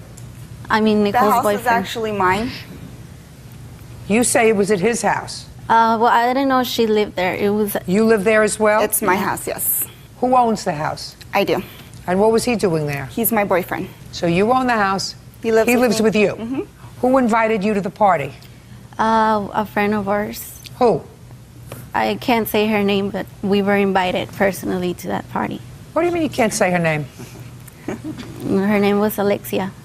You know that person? Absolutely not. Do you? I don't, Your Honor. Was she at the party? Yeah, she was there with some other friends. We knew Edson from before. We had been to his house a few times and partied. We didn't know he had a girlfriend now. So you had been to his house before when she wasn't home? I think he was single back then because we didn't know she lived there. Is it the there. same house? She didn't live there before. Listen to me carefully. Is it the same house you went to before? Yeah. How many times had you been to the house? Probably twice. Twice, did you say? Yeah. Before January of 2009, when were you at the house before? Yeah. That doesn't require a yes or a no. That requires a date. Before January 2009, when was the last time you were at the house? I don't remember. It was probably a month, like 2 months, 3 more than months, a year 6 ago. months. What? Probably more than a year ago. How long have you been living there? For a few months. This is going to get better.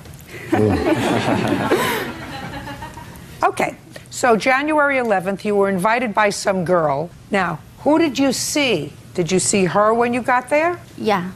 What time did you get there? We got there like around 11. Who did you go to the party with? Me, April, and my sister. Let's go. You got there at 11 o'clock.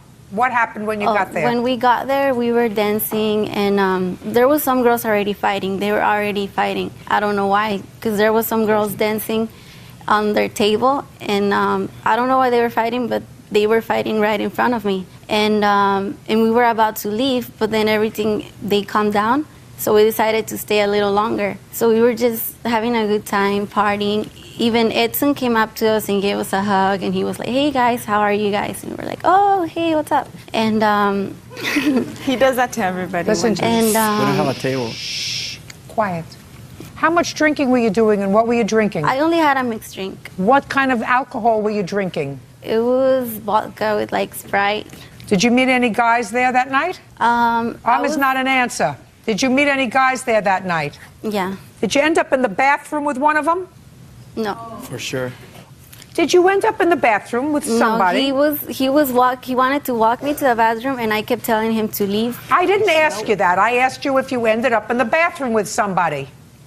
Yes. That's the answer. With whom? I didn't know him. Who walked into the bathroom first, you or the guy? I did, and then he followed me. And after he followed you into the bathroom, who closed the door? He did. And what did you do in the bathroom? I was telling him to get out because I needed to use our bathroom, and I wasn't feeling good, and he wouldn't get out. Don't look down. Look at me. And he wouldn't get out, and then that's when they started knocking on the door. Yeah. And that's when I told him to get out. I was like, "Get out, get out." And he got out, and I stayed in the restroom because I needed to use the restroom. That's not true. Okay. Now let's just take it up to there, Miss Martinez, because I read your answer very carefully. Let's start with knocking at the bathroom door. You were trying to get people out of the house. Yes, I had gotten overcrowded. Me and him started kicking people out. He was pounding on the door. I came to see what was going on. My lock is one of those you could just stick like a card in and just unlock it. So that's what I did because the door was locked. I unlocked it. She's wrapped in my towels and he has his pants down. So I go, I shut the door. I go, "I'm giving you 5 minutes to get changed and get out of my restroom." I waited. I started kicking more people out. I came back. He had already fled by the time I came back. He ran out as fast as he could. I came in. She's kneeling in my restroom and she's telling me to hold on. I go, "No. I gave you 5 minutes to put your clothes on and I asked you to get out and I asked you nicely and I didn't do anything." She didn't want to listen. She kept telling me to hold on, so I grabbed her and I pulled her out of my restroom and I told her to leave. We then started throwing punches at each other because of the way I pulled her out, and that's when everything had started. Next thing I know, I have 2 other girls come and jump me as well. I have 3 of them on top of me by myself. You mean these 2 girls? Those 2. Okay. Which I don't know what the 16-year-old was doing at my house or why she would bring a 16-year-old to my house, but she was Who's 16? She's 17. What were you doing there? What were you doing there? We went to, I wanted to go with her, and yeah, we ended up there at the party. That you didn't go to until 11 o'clock at night? Yeah. Who do you live with? My mom and my dad. They let you go to a party at 11 o'clock at night? My parents weren't home that weekend. Hey. Sorry. Our parents weren't home that weekend, so we left.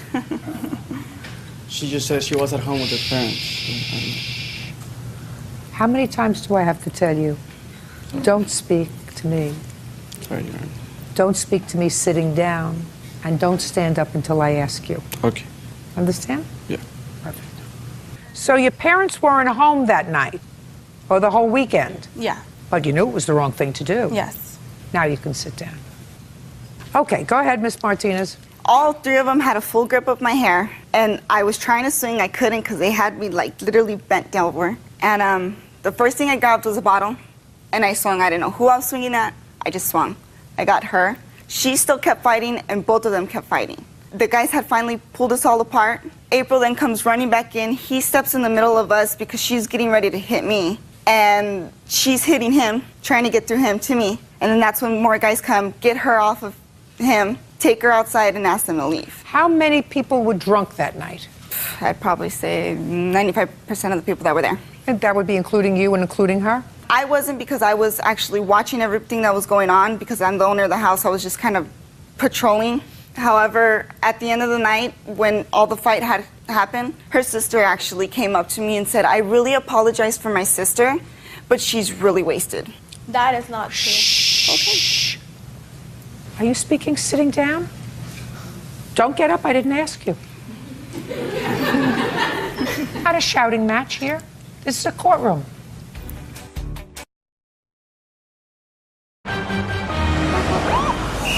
Real cases, real people. Judge Judy.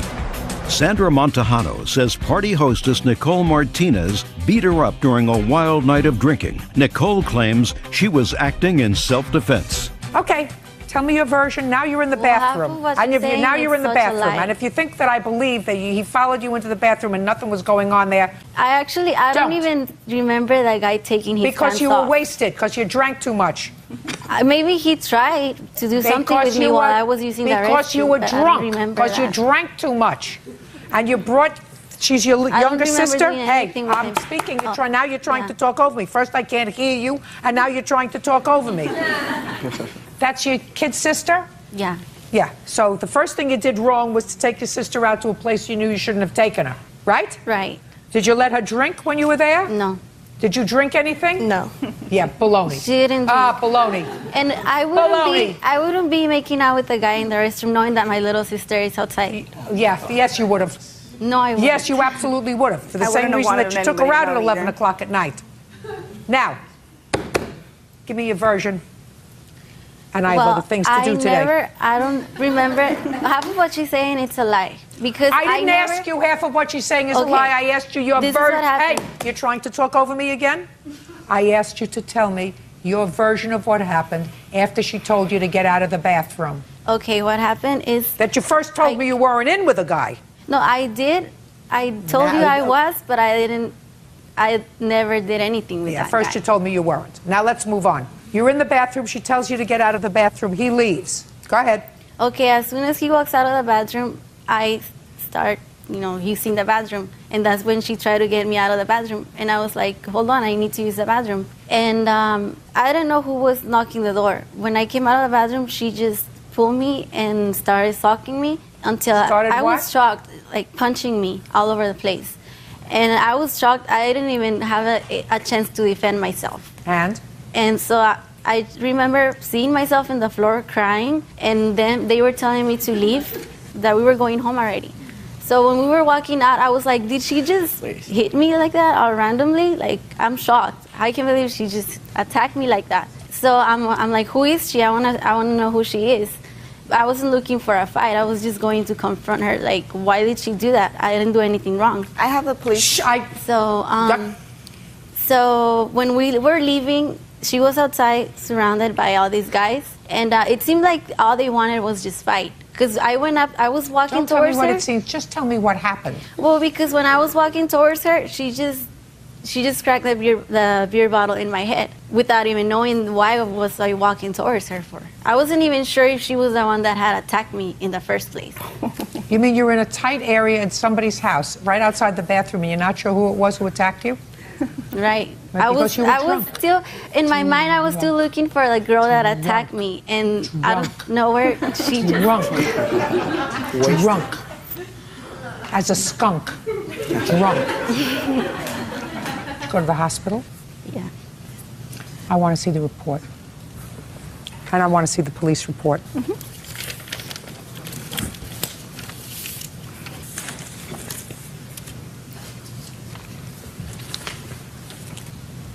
Thank you, sir.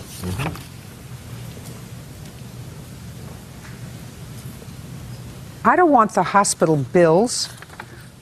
I want the hospital report. Well, I requested them and they never called me back. They said they were going to give me a call back to go pick them up.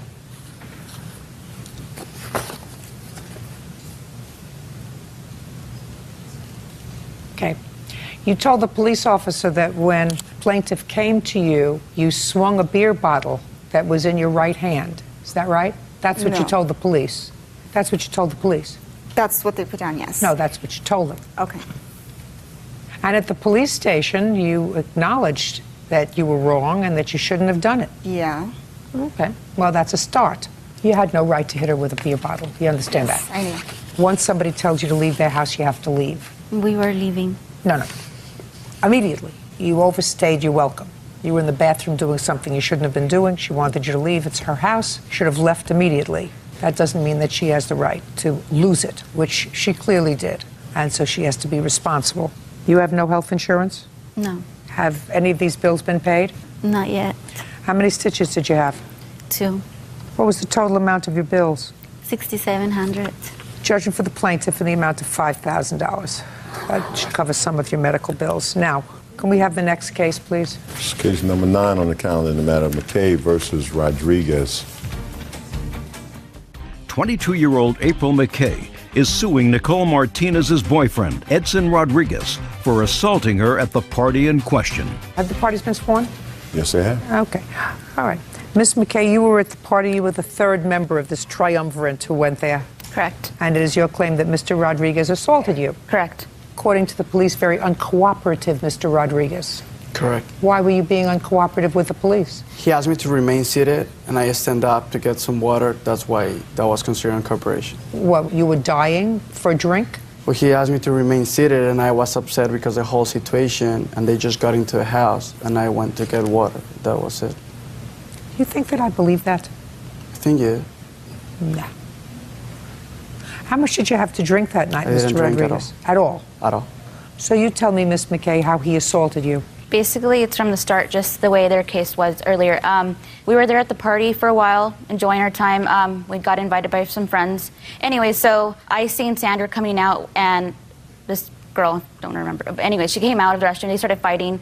So I went over there to separate them. And I was trying to separate them as, so she came and tried to help me to separate Sandra and Nicole from fighting. That's when Edson came up to me and grabbed me and said, no, let them fight. Don't, just let them fight. So no, I was telling him I'm not going to let them fight. I'm going to go out and separate them. I want to leave. I'm not here to, have any fights against anybody. So I pulled him apart again. That's when he grabbed me by the hair and started punching me. He dragged me down to the floor and started socking me in my chest. Then, therefore, we both went to the hospital for that. While I was getting dragged down by his fists and he was hitting me on the chest, I heard Sandra screaming and I heard a beer bottle break. I heard screaming. That's when the cops arrived, and that's it. I don't know what happened after that. Go ahead. Ma'am, Your Honor, she's 100 pounds, 5 feet tall. If I will beat her up, she will be in the hospital for a couple of weeks. Oh, you're a big macho guy.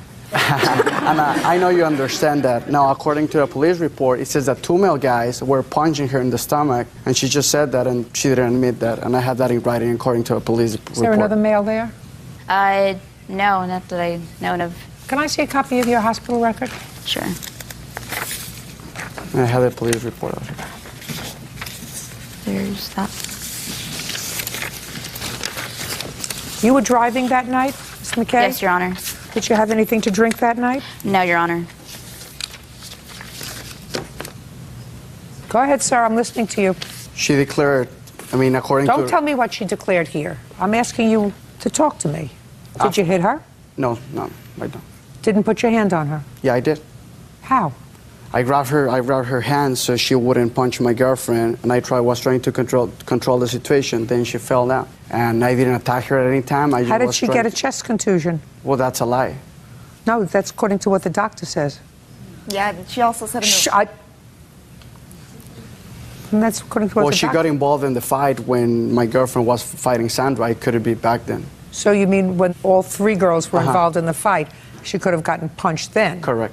So you just pulled her away? Just pulled her away, trying to control. Did she fall? Yes. Tell me how she fell. Right when I noticed she wasn't there anymore, I just turned around. I didn't look at her falling, right? It was like 10, 15 people outside trying to control the whole situation. Mm-hmm. Now, over there says that there were 2 guys attacking that. her, which now she declared that's not true. Yeah, are you trying to tell me what I have to look at in order to evaluate this case? No, Your Honor, I'm sorry. I asked, just Tell me what happened. You pulled her off her. Pulled her off her, trying to control And she the fell. situation. I'm not satisfied that Mr. Rodriguez punched you and assaulted you. I think he probably grabbed you and got you off her and you probably fell. But I think there was a whole lot of fighting going on there. And the only one who did something that was actionable was her. Because she knows that when she picked up that beer bottle, took that beer bottle that was in her hand and hit her over the head with it, she knew it was wrong. And she knew it was wrong because she had allowed this group to come into her home and then got angry when this young lady wouldn't leave as quickly as she wanted her to leave. She sort of acknowledges that even in her answer, lost her temper and lost her cool. And she can do that as long as she doesn't do it with a beer bottle. He had nothing to do with it. Your case against Mr. Rodriguez is dismissed. That's all. Thank you. Yeah, this is case number 5 on the calendar in the matter of Porter versus Balkans. Thank you. You're welcome, Judge. Parties have been sworn in.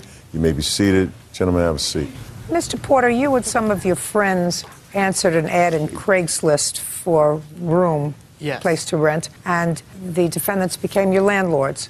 You have a band. You moved in with your friends and you banned equipment. According to your complaint, you were supposed to pay them rent, and you didn't. You owe them $800. Is that right? Yes. Is there any reason why you didn't pay rent? Well, we were all looking for jobs, and we couldn't find a job at the time. We were going every day looking for a job, and we couldn't find a job. Well, how do you visit that on strangers?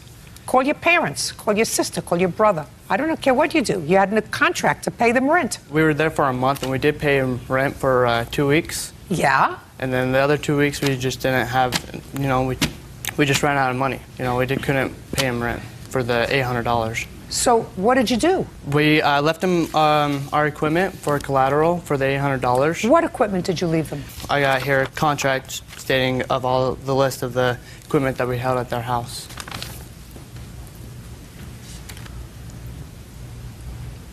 Very easy. Let's see. Yeah.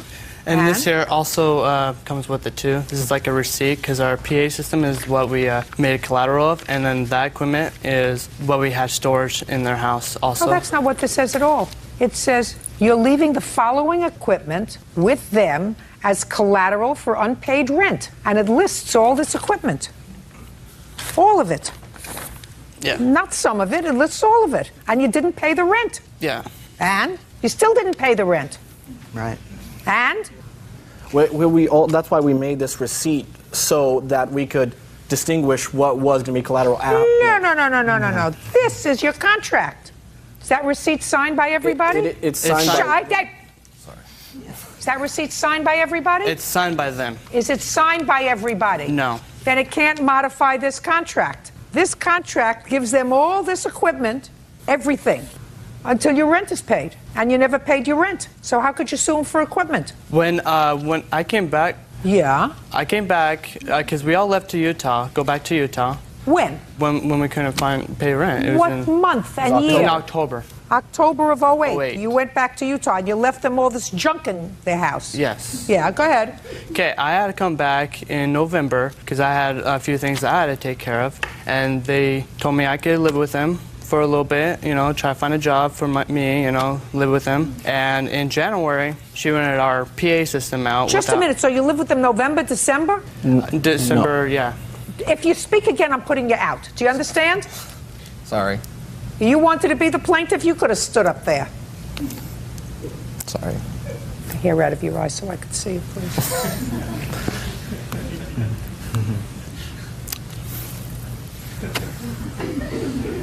So these nice people let you stay there November and December. How much rent did they charge you? They didn't charge me any rent. Well, sound like nice people to me.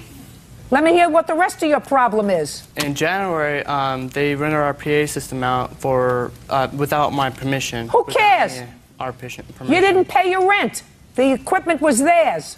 Go ahead. Okay, so the next day they kicked me out of the house, and... They kicked you out? Why? Did you open a fresh mouth to them? No, because we were in our PA system out, and we didn't really agree to it, so, I think that's why they kicked me out. Yeah, go ahead. Okay. So far, you see, I'm not too sympathetic with you. You want to live in a grown-up world, you got to be a grown-up. Yeah. Go ahead. So the next day, I called a few friends, to help me out. Cameron was there. To help you out how? To get the equipment out. You didn't have the $800. No, but like I said, what we understood was the PA was the only thing that was collateral. Can you read? Yes, Take the hair out of your eyes so you can read. Yes, I could read. You want to read what that says? I could read. Now, I understand you went back with police. Yes, I did. What happened when you went back with the police? Well, when I was getting my stuff out, Vince was yelling at me and cussing at me, and he was pushing me down the stairs. He spit in my face, punched me in the shoulder, and then the cops came, and I told him all about it, and that's when I guess Vince was hiding in the house. Yeah.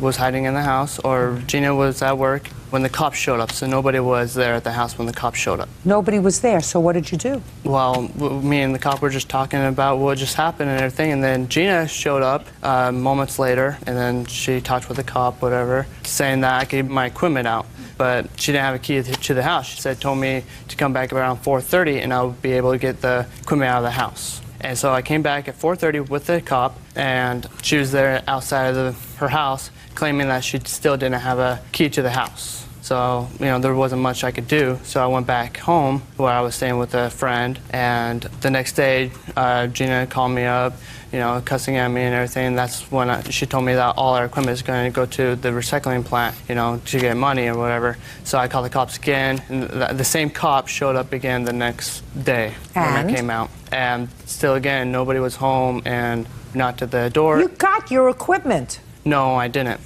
The only equipment I do have is my drum set, and I'm still missing a few parts of the drum set. And I do have a witness, a special witness, that will verify that. Fine. Call him. Is it Jocelyn? Jocelyn. Jocelyn.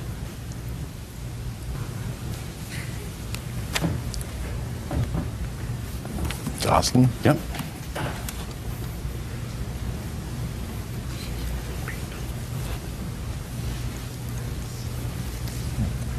Swear the witness, please.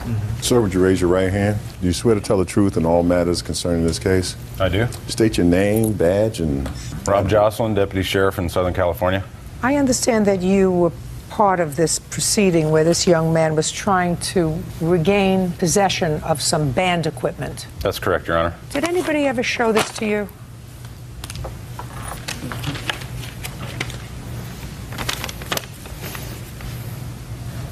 No. It's probably the one they were referring to. Who was referring to it? She did, along with Mr. Porter. Yes. So you understand that this says that until he pays $800 that he owes them for rent, this was being held as collateral. That's correct. And I advised him that because of that, I was basically there to keep the peace because there was nothing I could do to help him retrieve his property. Good. And what did he do? He wasn't totally pleased with my answer, but he was understanding because of my explanation.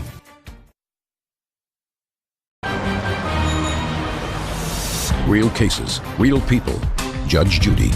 Tyler Porter says his ex-landlords, Gina and Vince Balkins, owe for the return of his band's musical equipment. The defendants are countersuing for unpaid rent. Well, tell me, officer, what did the defendant tell you? That she didn't have a key, that the only key to the house was with her husband wherever he was working, and she wasn't able to get a hold of him. So getting in the house at that time was out of the question. And did you subsequently go back and gain entry into the house? Did not get entry into the house, but I did go back a second time. For what? When I was advised that the drums were made available to Mr. Porter in an unlocked vehicle in the driveway. Who advised you that? Mr. Porter did. What did he tell you? That she had told him that his drums were going to be in this vehicle and he could come by and get them. What were his drums doing in a vehicle? I had my husband put all the stuff that was left in the room in the van. What stuff? I'm not sure everything of what it is. What was put in there? Do you know, sir? Yes, he has a fairly large drum set, and that was put in the van, along with a couple of their practice amps that were there. Your Honor, there was no practice amps, there's no amps. All there was my drum set, and there are some pieces of my drum set that are missing, and that was not in the van. So? Exactly. I ask you, so? You saw him get his drum set? Yes, and I do remember him saying that a few pieces were missing. but there were no amps the day that I was there when he retrieved his drums. I was home. Where's their $800? Well, our stuff was all gone. How, you know, I don't want to pay me $100 and then. How do I know that? Your stuff's been in their house now 6 months, occupying a room. 6 months. I mean, you think that everybody is your mother? That everybody cleans up after you? No. Well, who are these strangers going to clean up after you? According to you, you left all this crap in their house for 6 months. And you moved back with them. They let you come and live with them for 2 months rent-free. They don't even know who you are. They don't know you. And you still didn't pay them. And you call the police because you say, I want my stuff back. And you have a contract with them that says you don't get your stuff back until you pay them. What don't you get? I just don't get how $800 could be a collateral of $5,000. I know it says that, but here in the receipt where we made a receipt, it says just a PA system, which is worth $1,225. Really? Yeah. So you're prepared to lose that, right? I would be willing to lose that if I could get my other stuff, yes. Yes. The other stuff's not his. It wasn't his to take in the first place. The only thing that, as it states on that piece of paper that we have here that was his, was the drum set. Well, what did you do with all this room full of stuff? Got rid of it after about the fifth month. Listen, that's what I'm trying to get, Mr. Balkans. Right. What did you do with the rest of this stuff? The rest of the stuff in that room I put in the van, ma'am. No. This is the drum set. There's lots of other stuff here. You said you got rid of it. How did you get rid of it? Oh, sold it. Well, he didn't why didn't sell you all say of that? it. Shh. Why didn't you say that to begin with, sir? No one asked me. You didn't put this. No one asked you? You have an answer here. There's nowhere in this answer that you say that you sold the stuff. I just did. Now you're playing with me. Now you're playing with me. Didn't you think I was going to get to that question? No, ma'am. First you say, no, let me tell you what you said. Let me tell you what, I don't know who signed this answer. Maybe it was your wife that signed the answer. I'm saying, I'm speaking. Listen, I'm an ecumenical abuser. This is the answer. You both signed this answer. Right. He took everything but a piece of carpet he claims is worth $5,000. Right. We do not have any of the boys' band equipment because Tyler took everything. You point to one place in this answer where you say you sold any of the equipment. Just point to a place. Don't speak. Point. Right here. I'd like to give her this paper. We sold this. I want to see where he's pointing, Bird. The carpet. Now you're playing with me. No. Now you're in trouble. Now you don't get your $800 because now you're a big fat liar. No. Now you're a big fat liar. No. And I don't condone what they did, but they're stupid, idiot teenagers. No. And you're just a stupid idiot, but dishonest. No. But dishonest. Because if there was anywhere in here that said, look, we held on to their equipment for 6 months, then I sold it. I sold 6 pieces of equipment, made up my rent, and then some, but he got his drums back. That's an answer. Okay. But here you say he took everything but a piece of carpet. But that's a lie. He couldn't take everything but a piece of carpet because you sold some of his stuff.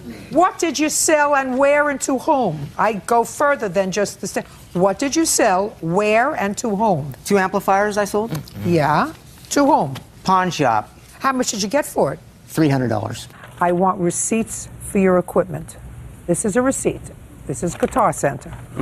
This you get off the internet. That I don't want.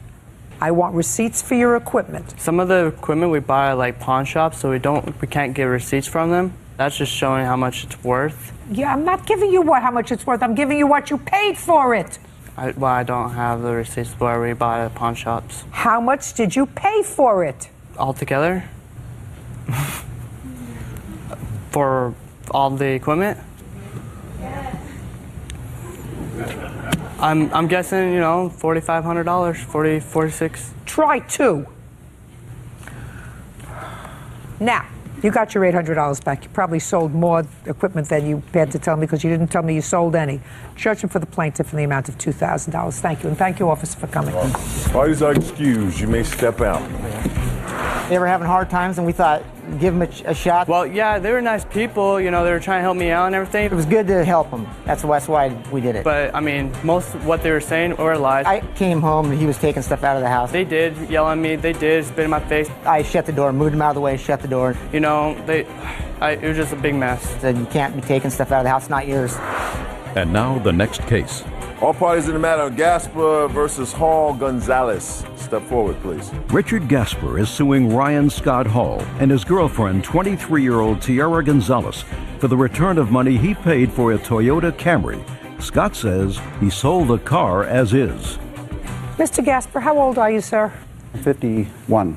You want your money back for a 20-year-old car that you purchased from the defendants? Yes, ma'am. I asked you how old you were because I assumed that you've owned many cars in your life. Yes. Where did you see this car advertised? On Craigslist. And you sent the defendants the full amount of the sale price of the car before you saw the car? Yes, ma'am. And how much did you send them? $1,500. And anyway, you want your money back? Correct.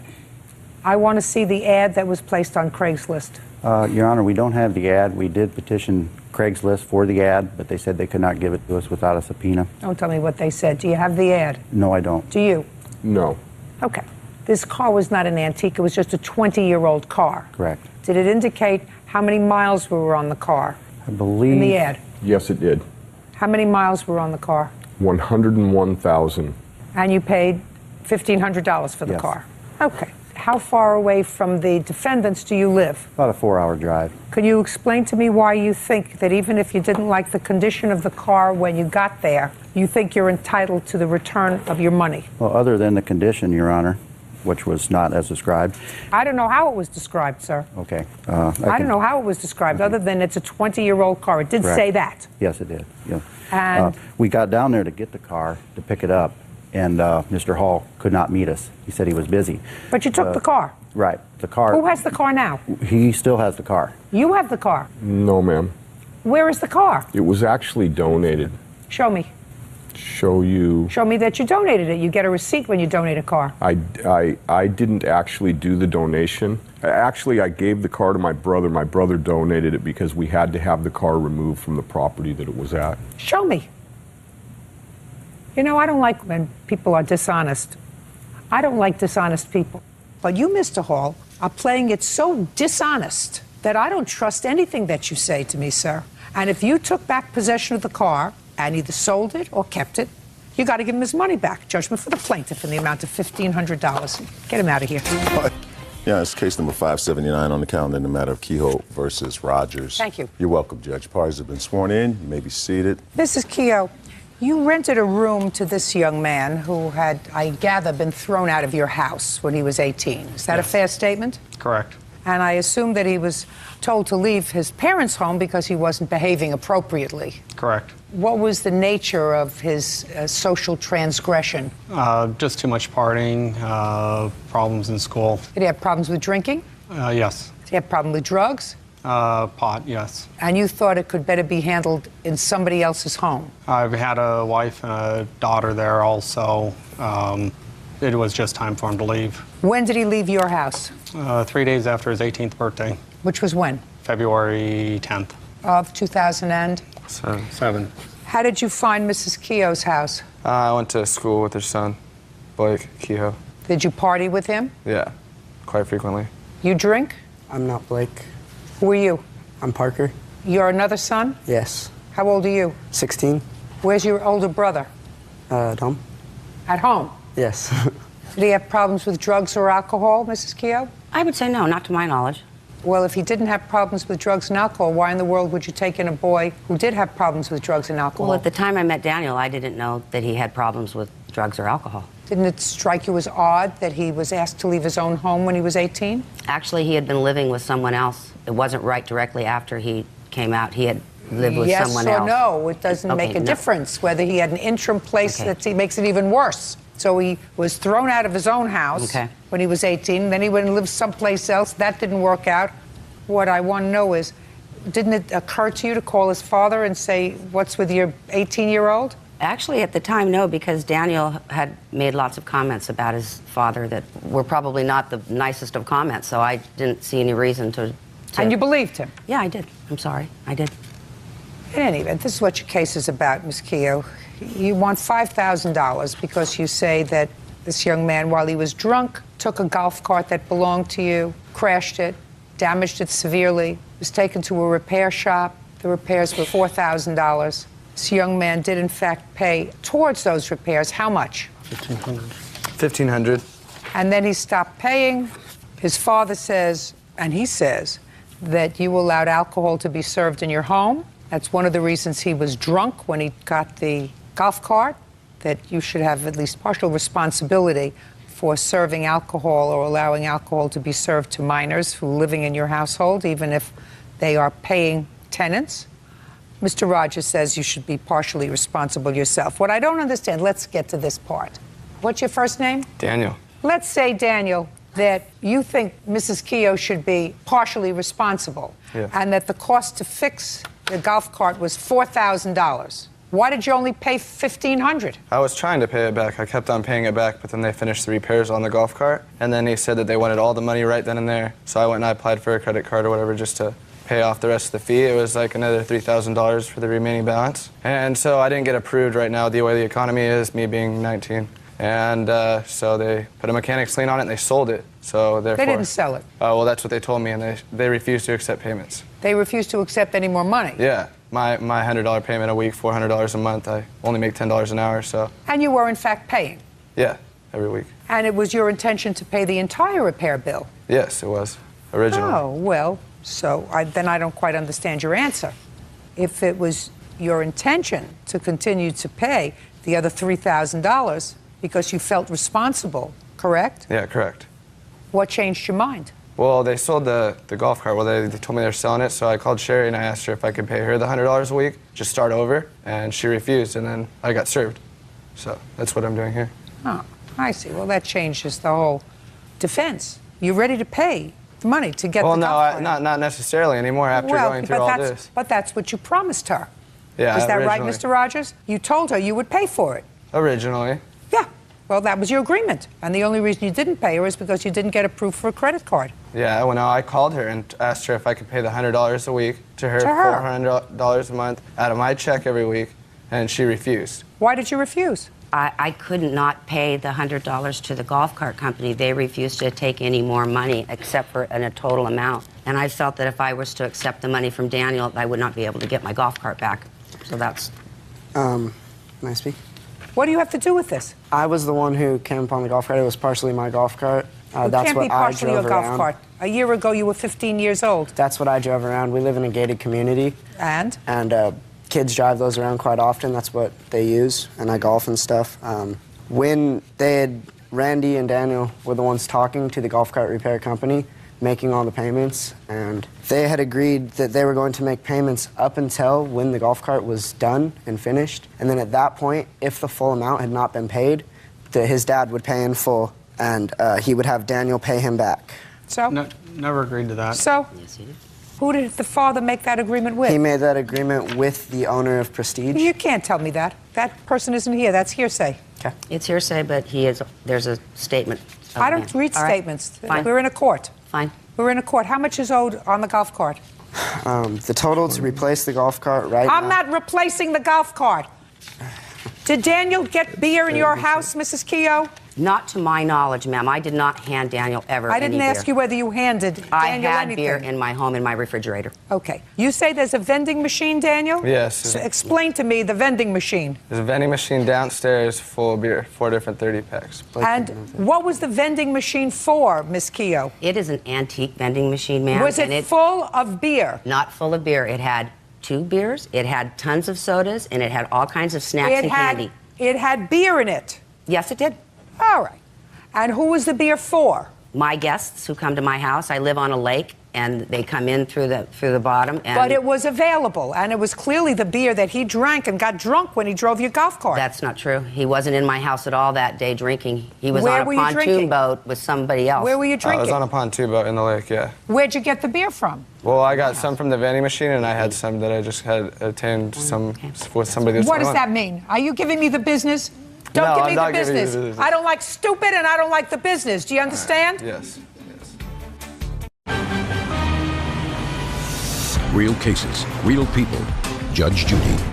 Cheryl Kehoe says her son's former friend, Daniel Rogers, stole her golf cart and crashed it. You were on a pontoon boat. Where did you get the beer from? The vending machine. I don't believe you. No, I got it from the vending machine. I don't believe you. I did. No, I don't believe you. Where's the other place you got the beer from? I just had it. What do you mean you just had it? I don't really recall it that much. I was a little inebriated.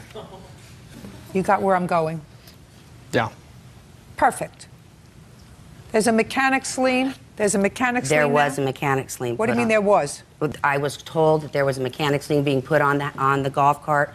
I didn't receive an actual piece of paper because Prestige said that since it's not a registered DMV vehicle. Don't tell me what they said. Okay, I'm sorry. As far as I have in these papers, there's been no sale of this golf cart. And I'm not replacing a golf cart for you. Do No. you understand that? No, I That's have. not happening. I have the sale value that they will sell us the golf cart for right now is $4,840. It's not happening. The remainder that's owed to fix the golf cart, is how much after he paid his $1,500? I don't know because they start 28. charging $15 a day storage fees. Then you can contest that. And I suggest you do it. What I want to know is how much is left and owing on fixing the golf cart? 28, 48, 88. 28, 48, 88? Yes. Judgment for the plaintiff in the amount of $3,000. Your Honor, I have That's all. something here that I'd like you to see. That's from Mr. Rogers. He said that he never said that he would pay for it. He has a signed He is card. paying. He is going to pay for it, madam. I'm just saying. He is going to pay for it, $3,000. But I can't get my golf cart back for that. I'm speaking. I'm sorry, ma'am. And in the event that Prestige Motorsport and Golf Cart declines to take this check, which will be made payable to them, not to you, which will be made payable to them, you have leave to come back to me. Do you understand? Okay, so I take the check to them, and if they will not accept And if it, they I come will back. not accept it, I would suggest to you that you get that in writing from them. If they decline to accept this from you, and then sue them for the return of your golf cart because they've been paid $4,500. I'll be delighted to hear the case. Do you understand? Yes, Thank you. That's all. Thank you. Excused. You may step out. They aren't being accountable for any of the injuries that he did get. They stopped paying. They wouldn't pay the bulk amount of the fee. There's a lot of shared responsibility in that, but they don't see it that way. I didn't have the money to pay the bulk amount to get the golf cart out. You know, they smoke pot there, they drink. I think it's ridiculous what their accusations are. It's not a good environment to have kids around. And now the next case. All parties in the matter of Peterson and Peterson versus Larwell and Peterson. Step forward. Cindy Peterson and her son Greg are suing Greg's brother, Randy Peterson, and his fiancée, 18-year-old Amanda Larwell, for damage to their home as the result of domestic violence. Mrs. Peterson, this is one of your sons whose name is? Greg. And you and Greg live together? Yes, we do. And this is your other son? Yes, it is. Whose name is? Randy. And that's your girlfriend? Fiance. Fiance. According to your complaint, Mrs. Peterson, your son Randy and his girlfriend moved in with you when you found out that you were pregnant. And it is your claim that the two of them, because of constant arguing between them and also with your other son, with Greg, caused damage to the apartment. It's a house, yes. Right at the house. They both deny that they caused any damage, and Miss Larwell is counterclaiming because she says that Greg, after the last argument, lost his temper and damaged her car by hitting it with his fists. That's your counterclaim. Correct. Who is this? My mom. Why didn't you move in with your mother? I wasn't really living with my parents at the time. Who were you living with? I was living with friends. How old are you? 18. How long have you been living with friends? For a few months, just after high school. Why? Because I wanted to be out on my own. You wanted to be on your own to do what? I just was ready to be independent. You got dependent very quickly. Accidents happen. Tell me about the damage that they caused to the house. First, when did she move in? Amanda moved in approximately January to February of 2008. Immediately after that, it was very tense, arguing. The day that we asked Amanda to leave the home, Randy opened a door in anger in leaving and put 2 holes in a wall. And also at the same time, when I was confronting them about it, I noticed a burn in the carpet in the room that they shared. I have an estimate from someone who was going to fix the property damage, but we ended up moving out before it was fixed. When did you move out? We moved out July 10th. How much of a deposit did you leave the landlord? $1,200 deposit. Did you give the landlord notice pursuant to the lease, 30 days notice that you were moving No, out? we were actually in the middle of being evicted. Evicted for what?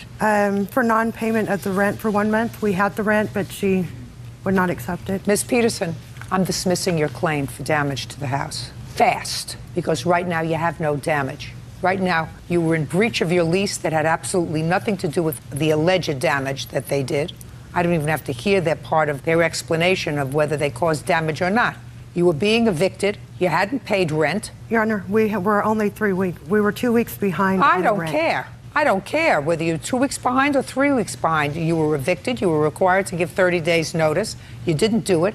They were going to withhold your security deposit anyway. You have a statement from the landlord? No, we cannot get a hold of her. What do you want me to do?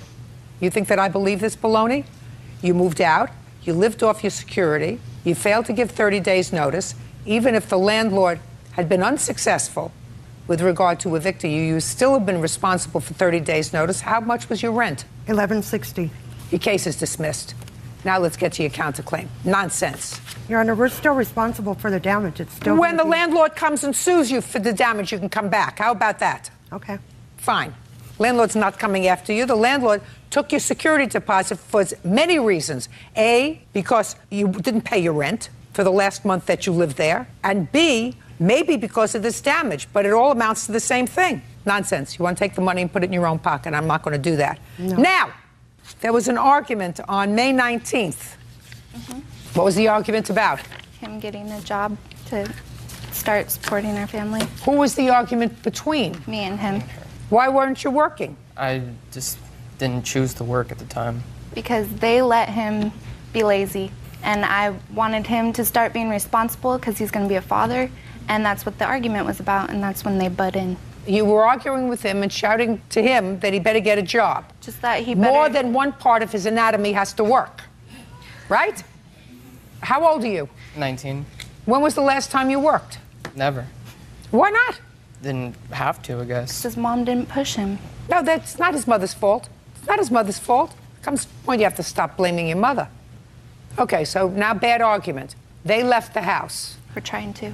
The allegation is, Greg, that you were very angry and you went outside and you punched her car. Yes, I did, but not just that. It was the arguing that had been going on all day, yes. I don't care about the arguing all day. And then they went to leave. They were on their leaving, and he jumped out of the car, ran up to my mom's car, a borrowed car, kicked it, and then I kicked their car. So he kicked the car, and in retaliation, you went and kicked his car. Mm-hmm. You have to fix his car. He may have to fix your mother's friend's car. I don't know about that. Mother's friend Your isn't Honor, here. The police were called, and they said to settle that civilly. That's what we're here for. I have the police report. This is civil court. That's what we're here for. I don't know what you're smiling about. You made lots of bad choices, Miss Larwell. What kind of car do you have? A Kia Rio. What year? 2005. Where did you get it from? It's my mother's. It's your car. Did you buy it for her, or did you buy it? No, it was my car, but when I was in another town being pregnant, I wanted her to have a way to get around, so I let her use it. And we have pictures of the damage. And I have a police report in the estimate. Just let me see the pictures of the damage in the estimate. He has to pay for kicking the car.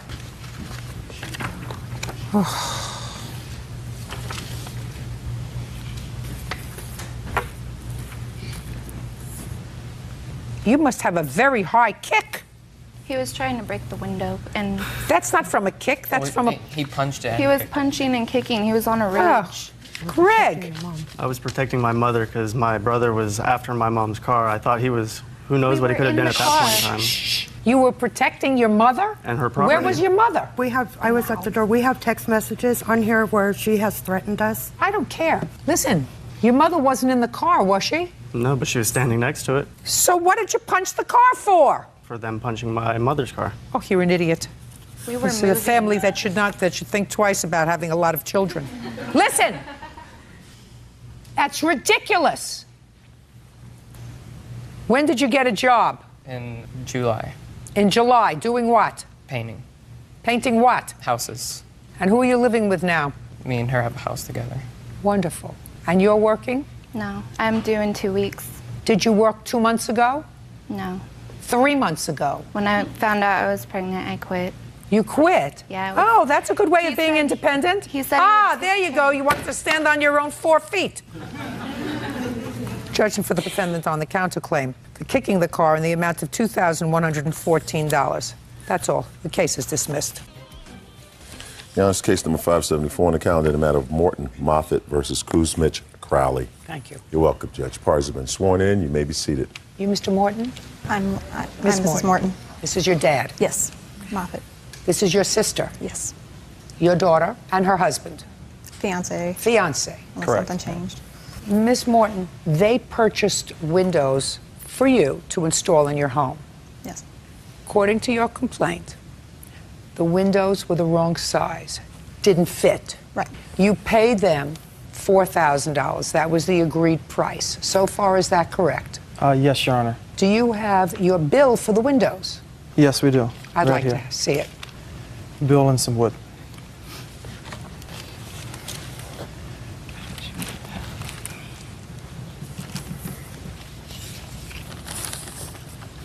How much were the windows in total? The windows in total were $1,551. Okay. The windows in total were $1,500. Yep, $1,551 for 9 windows. Okay, and that's what you delivered? That is correct. And she gave you a check for $4,000? Yes, she did. And you didn't furnish any additional windows? That is correct. So the rest of that money was allegedly for your labor? No. I have their estimate right here, in which they broke down how they gave it. Can I see that, please? They've installed 11 windows altogether, and the estimate came with a big bow window. No, just a second. They said. Just a second. Speak up. Okay, so the total here was 9 standard windows, add 11 windows to replace the rest of the windows throughout the house. So this total bill was $2,747. Yes, ma'am. Where did the other money come from? Well, they had done additional work through, I had some storm damage, so they did a little bit with that. They said that they were going to do extra insulation, they were going to do more of the trim. The reason that the windows didn't fit to start with was because I have an old house, and they did a false window. So they just took the estimates off of the size off the windows that were in, instead of, taking that false window off and putting the size that fit. They had originally installed the 3, discovered that they didn't fit, so instead of, not leaving those, they decided to make them work, try framing them in, and then they said that they were going to take back the others and reorder. Well, they never did that. Instead, they sold them extra. Were you going to order the correct size windows? No, I never told her that. I showed her what was wrong with her windows as far as the seal. The seals on the windows were rotten. The windows looked like they were fairly new. If you purchased different windows, would they have fit more appropriately? The answer is either yes or no. No. Okay. So you knew you had to then fix those windows because they didn't fit. Correct. Okay. Did you ever do that? Yes, Your Honor. When did you do that? When we installed the windows. So as far as you're concerned, the job was completed? That is correct, Your Honor. No, I don't think so. The first 9 windows, yes, they were. I don't think so. The first 9 windows were. And then? We did not put in the remaining 11 windows or the bow window. She paid you for the additional 11 windows. That was not for the windows, Your Honor. Yes, ma'am. We never charged her. We did this as a family thing, not as contractors. In any event, the case is about you claim that they did not install the other windows appropriately, and you had to pay someone $1,600 to install them and complete the job. In any event, I don't understand your claim, quite frankly, for $5,000 because all it cost you was an additional $1,600 to fix the house. Yes, actually, because they did not install the windows I wanted. I was not really made aware of that. I'm not really an expert on windows. Well, then that's your problem. And I understand then that's your problem. I still don't understand why you're suing for $5,000 when all it cost you to fix, and I assume you have a bill for that, to install those windows was $1,600. Because for one, I didn't get all my windows. I only have 11 windows in that house. I didn't get my picture window or the additional 8. And like I said, they weren't the Anderson. Just a second. Did you pay for them? Yes. No, I don't think so. I did. Those were part of the $4,000 that I gave, because on that estimate you see that there was the 9 windows plus the picture, and then the 11 windows. One bay window with Anderson, Silvermine Series windows. Do you have an estimate for the bay window? Yes, I do. And is that part of the $1,600? Yes. Well, if it's part of the $1,600, we're back to the same question. You paid $1,600 to complete the job. Why are you suing for $5,000? If I may, Your Honor. Go ahead. They installed the windows. They left them hanging with just screws. I don't care. They didn't trim. I don't care. It cost her $1,600 to fix the job. Why is she suing for $5,000? Because I would like the compensation for my windows, because those aren't the windows I asked for. So that's the $4,000. And then I would like the extra $1,000 for the window that he did, because I paid for that bay window twice. What I'm going... No, Because not if I give you $1,600. You didn't pay for it twice. It's only one window. I should only have to pay for it once. Absolutely right, but he shouldn't have to pay for it twice. He never provided me that window. Hey, listen to me. Okay. It cost you $5,600 to complete the windows in your house. Yes. Is that a fair statement? Yes, it is. You gave him $4,000. Yes. You had to spend another $1,600. My question is, why are you suing them for $5,000? Because I would like the $4,000 from the windows. Those aren't the windows I wanted. Well, I tell you what we do. When you take those windows out of your house and throw them in the garbage, come back to me. Real cases, real people. Judge Judy. Melissa Morton and her father, George Moffett, are suing Melissa's sister, Tracy Kuzmich, and her fiancé, Tracy Crowley, for unfinished work on their home. The defendants are countersuing for false allegations. Okay. I'm not getting into the whole family business here. The family business was that the windows weren't installed properly to begin with. Then your wife was having a difficult pregnancy, and her sister decided it's not the right time to put their feet to the fire. I'm going to live with this during the summer or whatever it was. But then at the end of the summer, she found herself pregnant. And she wasn't getting satisfaction from this side of the table to fix a problem that you should have fixed. In any event, she's owed $1,600 to finish the job because you didn't finish the job and she had to get somebody else to finish it. Unless you're going to tell me that you did, in fact, give her a picture window. Did you? No. Okay, so she's entitled to $1,600. Now, Mr. Moffett, you have a claim. I want to know whether you want to proceed with that claim, because you say that when all of this came down, you did something that a father should never do. You stuck your nose in your children's business. No, ma'am, I didn't. Yes, you did. Are you telling me that you didn't call them to try to intercede about this window business? No, ma'am, I didn't. Ma'am, We got proof if I right may, here. Go he ahead. called my cell phone an ungodly amount of times telling me to get my dead A out of bed and over to her house. Just a second. They have the phone records.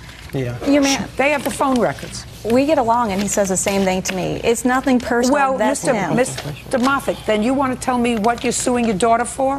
I collect funeraria and strange things. Casket tags, odds and ends. And? I bought a plantation police badge off eBay. And? I had said something to Tracy about it, and about 10:30, 11 o'clock at one night, he calls me, drunkard, and he's going to come over to my house and beat the out of me and rape me. We have, That's a lie. We have police reports, Your Honor. Like I said, the telephone And, things. ma'am, I talked to both of them Just a after. second. And I called the county police and filed a report. Okay. I'd like to see the report that he filed. You see, and this is the kind of, these are bad, shady people. What kind of racial comment to him? May I? Did he? No, I'm asking him. The comment was made to me, though, ma'am. What did he say? He said, tell Tracy he better have his freedom papers because I have a badge to arrest runaway slaves. Those were his words. Oh, well, Mr. Crowley, you made a mistake, sir. You called back when the police were still there. You're correct, Honor. And you threatened him. I just You basically called told him back what's when the police were still there. The police told you not to call back, didn't they? Yes, they did, Your Honor. So what'd you call back for? So what'd you call back for? I called back to let him know that that was it. It was done. No, that's not what you said. That's not what the police said you said. Well, I know. That's not what the police said you said, Mr. Crowley, because you have a counterclaim. Your counterclaim is that you filed a false police report. Your counterclaim's dismissed. Right. Well, Your no, counterclaim's dismissed. No, the counterclaim is not dismissed. Oh, yeah, your counterclaim's dismissed. He told the police that I was being held against my will. Your counterclaim, sir, is dismissed. You want me to read what your countersuit is?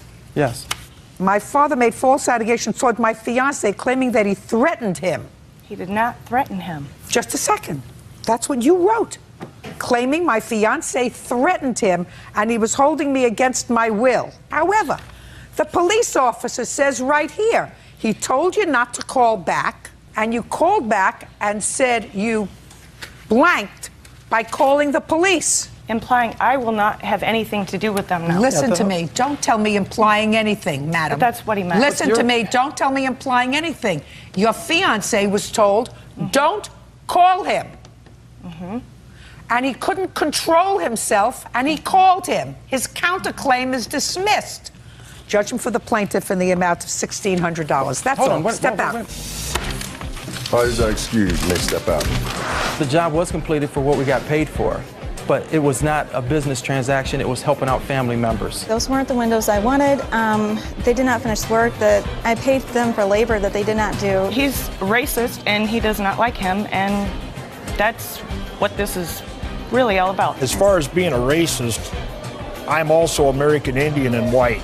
I'm mixed race also. I'm just going to walk away from it all. I want nothing to do with her. The only one I would love to have anything to do with is my niece. There is no relationship. Don't hire family for sure. And now the next case. All parties in the matter of Pangburn versus Teague.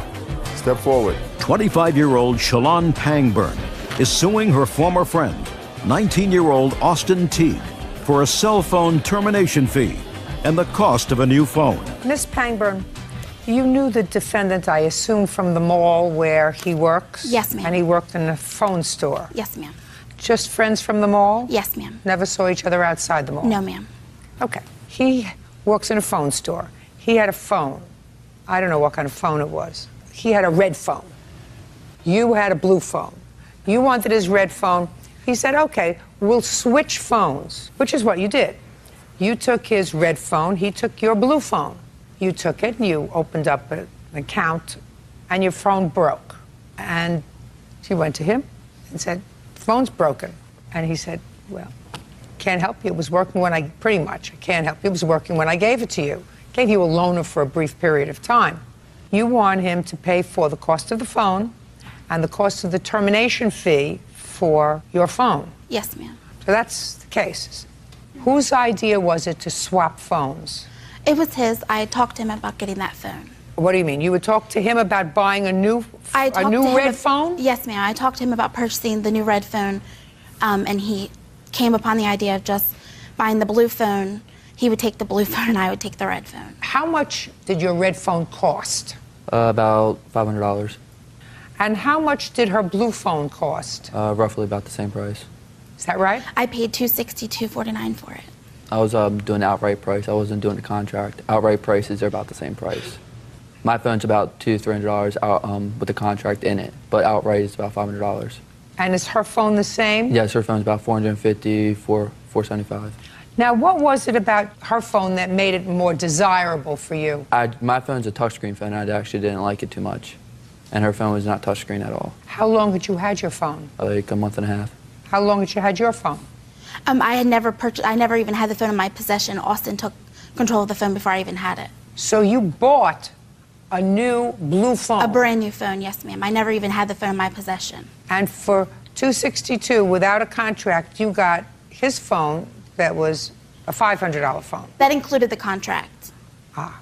Now, on what date did you switch phones? That was October 27, 2007. Did you make any phone calls at all on that phone?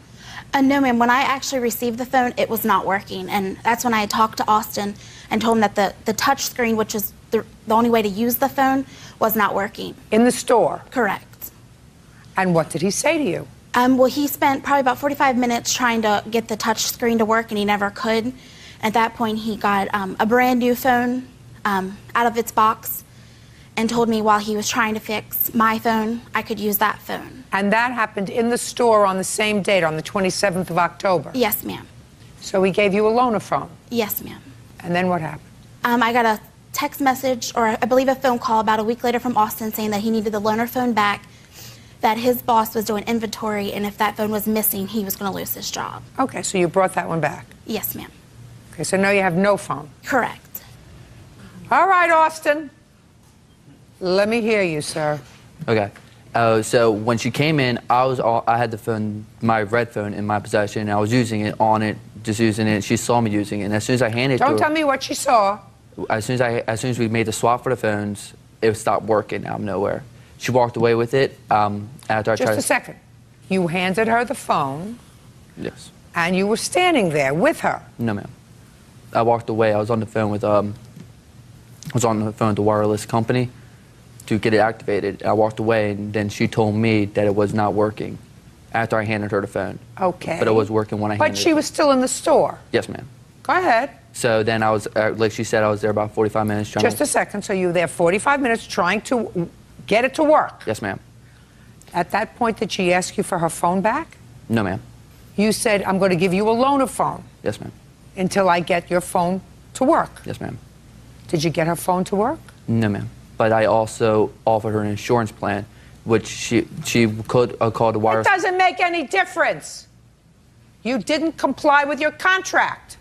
The contract took place when you handed her the phone. She said it doesn't work, and you said, I'm giving you a loaner phone until I get your phone to work.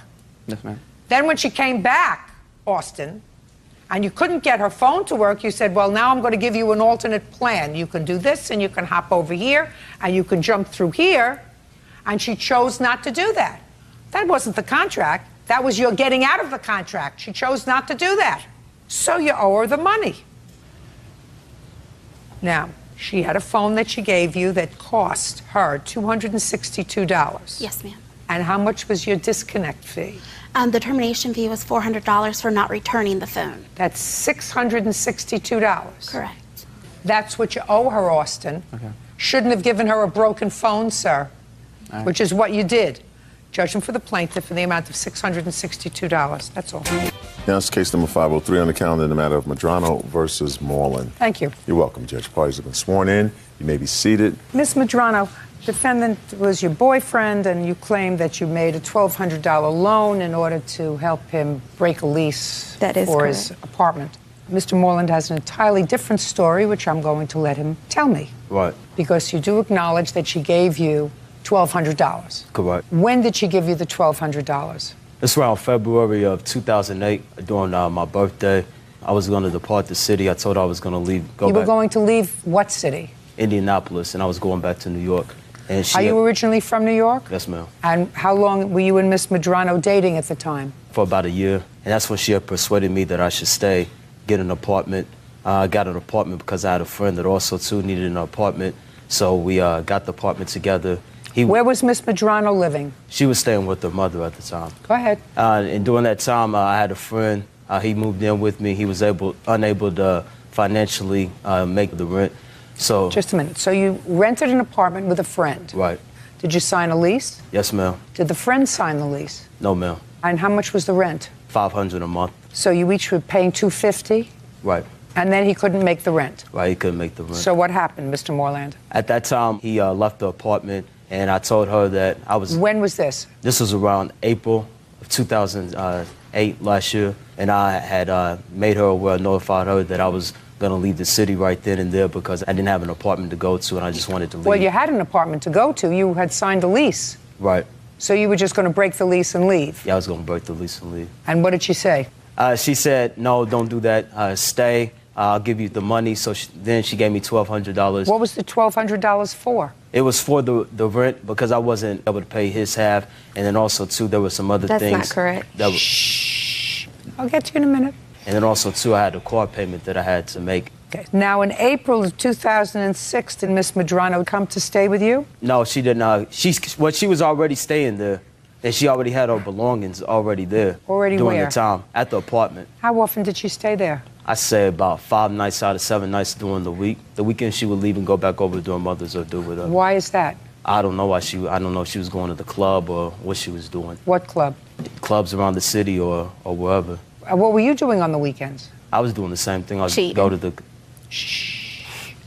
All right, Ms. Medrano, let's hear your version of the $1,200. In April, he asked me to borrow the money, and I told him no at first, but then eventually I did let him borrow it. And that was not to pay any of his bills. That was actually to break the lease of his apartment and move into another one in Indianapolis. Did he, in fact, do that? No, he did not. I'm really not sure where the money went to. I want you to tell me exactly what he said to you.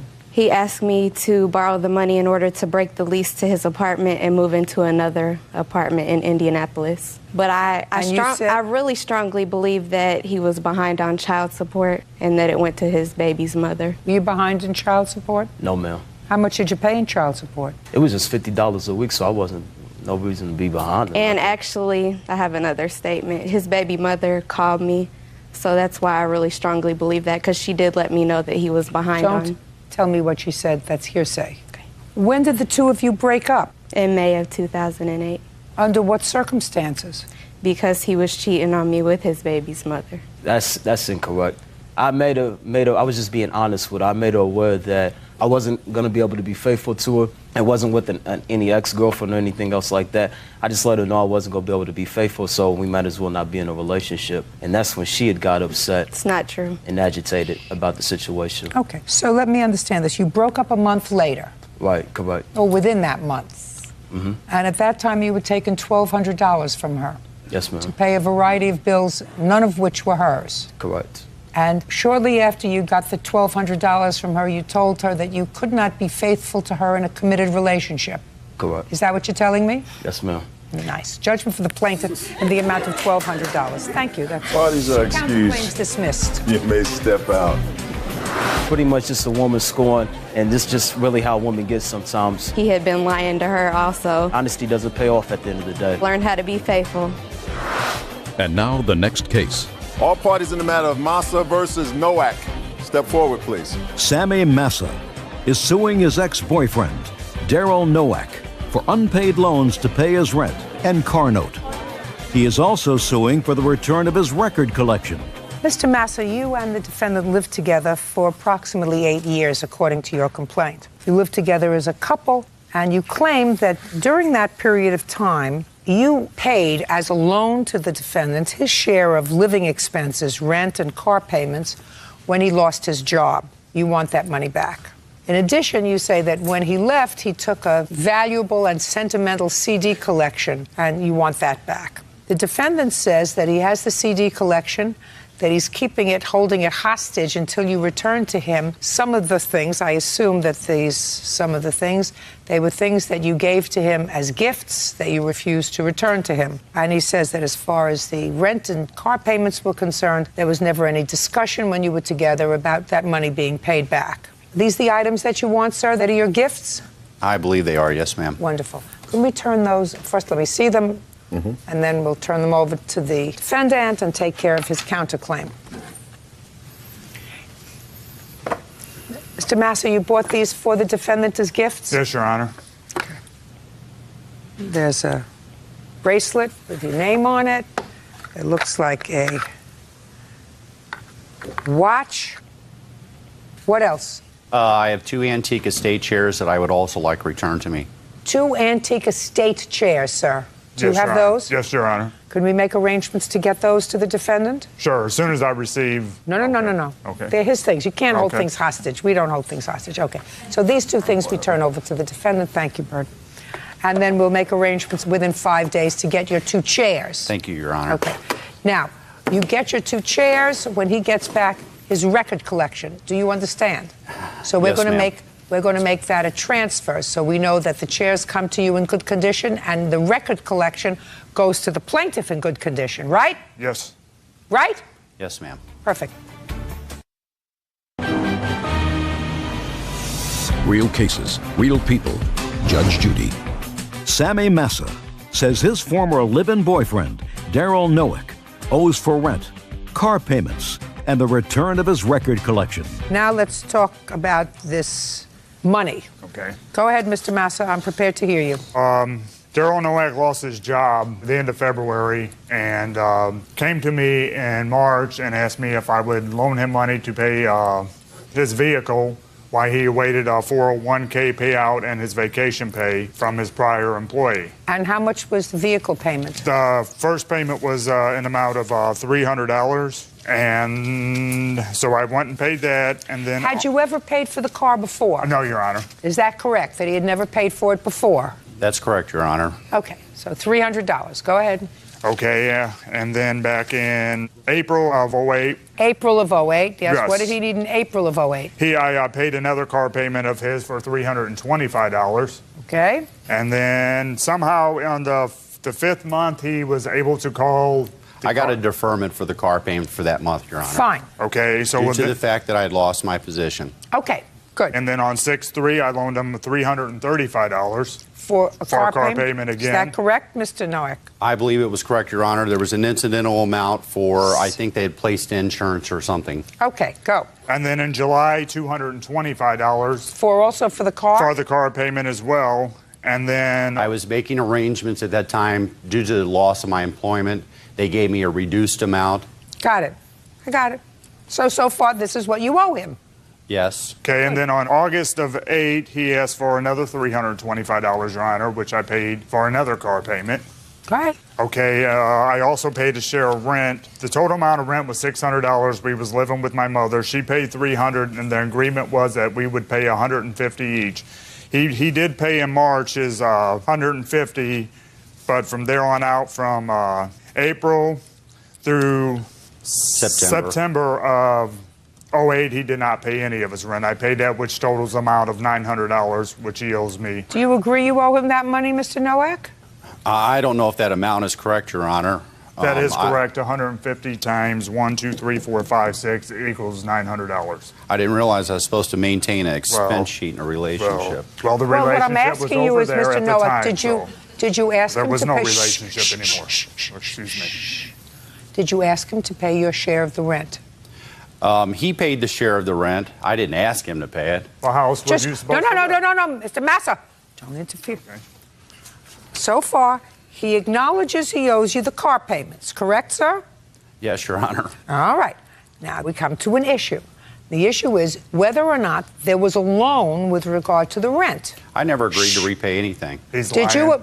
Just a minute. Did you ask him to pay your share of the rent? Yes, he did. No, I did not, Your Honor. I'm not asking you anything. Okay, yes, ma'am. Did you ask him to pay your share of the rent? All right, Mr. Massa, I'd like you to tell me how it came about that you paid the entire $300. The lease was in my mother's name. Each month, I would give my mother $300 cash, and she would put in the other $300. Oh, I understand that. Right, and he asked me if I would pay his share of rent because I wasn't going to pay his expenses to have him to live. Why not? You were living. We never did that before. Everything was. I understand, but he had no job now. Well, that's not my responsibility. Mr. Massa, let me explain something to you, sir. There has to be an agreement to repay. He did agree to There has to be an agreement to repay in order for there to be a loan. You paid his share of the rent because you were a couple, you were living together, and he didn't have a job. I lost my job. Do you understand? Yes, I understand, but we wasn't a couple anymore. I moved back to the back bedroom after an incident that happened. I didn't keep track of every time I bought you dinner. And well, that has nothing to do with... Don't talk to him. Don't talk to him. When did you move back to I moved back in... Okay.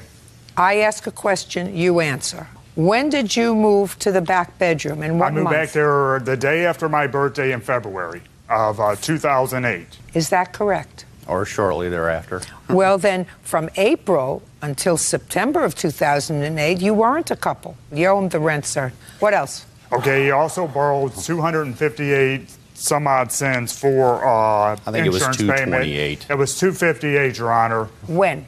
August the 21st, when the car company called him and said that they would no longer carry his insurance premium anymore. He had to get insurance himself. And you were no longer a couple then? We was no longer a couple, but he asked me, so I went down. I put 258 some odd cents. I think it was 37 cents. You drove the car. It was important there was insurance on it. Mr. Nowak, listen. You want to speak to him? Go outside and speak to him. I assume it was an expense, that both of us incurred. I made the car payments prior to being unemployed. I didn't ask him for it. He drove the car during that time frame also. It's what you do in a relationship. You weren't in a relationship anymore. Yes, ma'am. I mean, if you were in a relationship, my reaction would be totally different.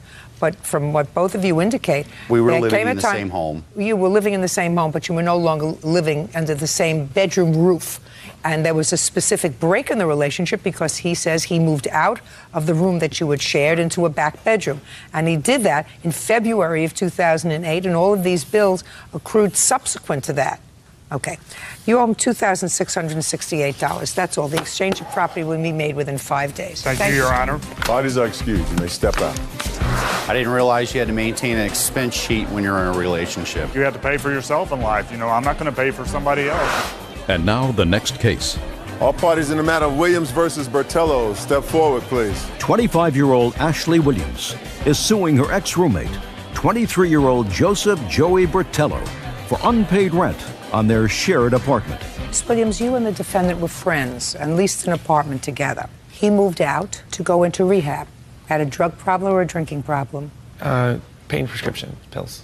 You could not maintain the apartment by yourself. You broke the lease. And now the landlord is pursuing you for 7 months' rent. You want the defendant to pay half of that. Correct. When did you sign the lease? We signed the lease in June of 2007. When did you move out, sir? It was November 2007. When did you move out? November 2007. You moved out to go into rehab. Yes. Why did you move out?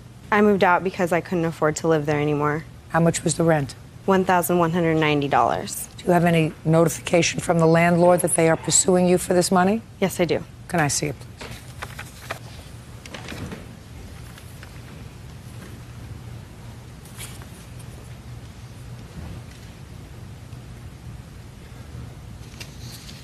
Okay, sir. I'm prepared to hear your defense.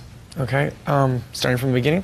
Well, you don't have to start back from your birth. You moved into the apartment June of 07. You moved out November of 07. Correct. The landlord wants, between the two of you, $7,840. Correct.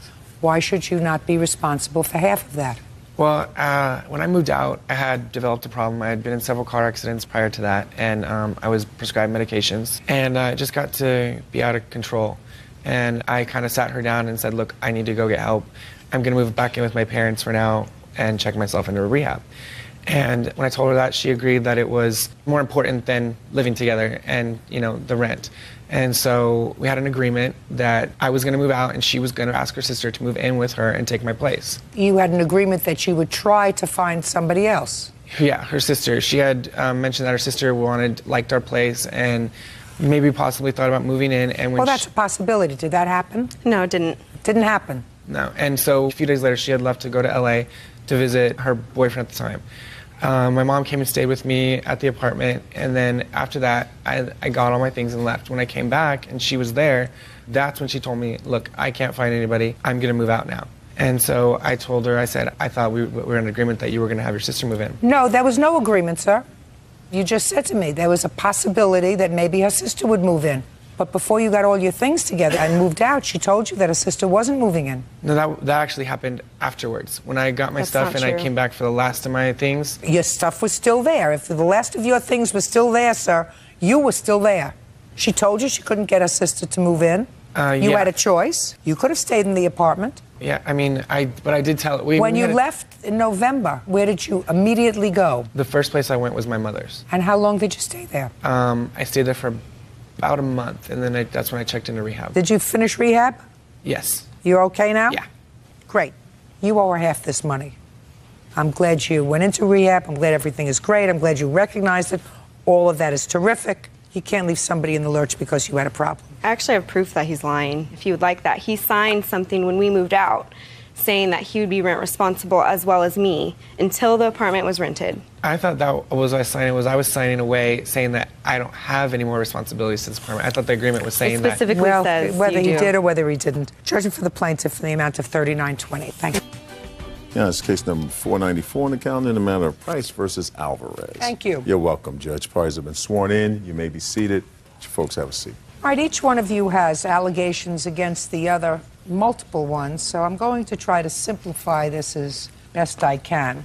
Mr. Price, you rented an apartment to Miss Alvarez. That's correct, Your Honor.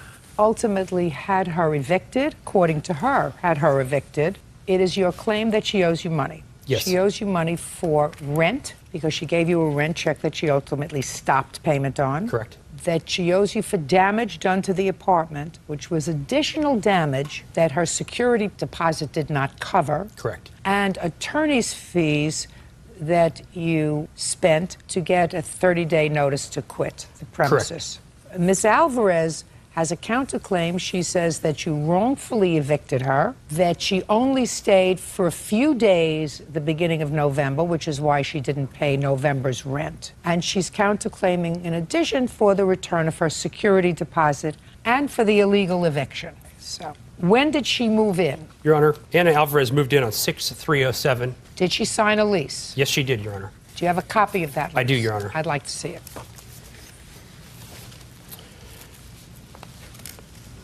Copy of her lease.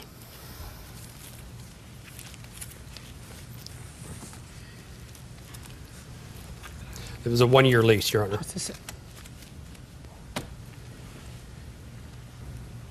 All right, so this lease was for Anna, Vanessa, and Alex Alvarez. Yes. Who is that? That's your husband? No, my daughter Vanessa and my daughter Alex. Okay, Anna, Vanessa, and Alex Alvarez. That's all. Just the three of you? Yes. $1,400 a month rent and $1,000 security deposit. The term of the lease was 1 year. Fine. When did you serve Miss Alvarez with a notice to quit the premises? I served Mrs. Alvarez, that would be 9/25/07. That was just a few months into the lease. 4 months into the lease, I was receiving complaints from both neighbors on each side. That's hearsay, sir. Did you go to housing court to have her evicted? No, I did not, Your Honor. What is the procedure in this jurisdiction? You serve her a 30-day notice to leave the premises. It wasn't a 30-day, it was a 3-day notice, Your Honor. 3-day? 3-day. When? The date that Max said, I can't remember right now. When did you serve her with a 3-day? On the 25th. Of what? Of September. My lawyer served her a performer quit notice is what it was. She had Can a I choice. see that? Yes, Your Honor, you may. I'd like to see it. That was a performer quit notice.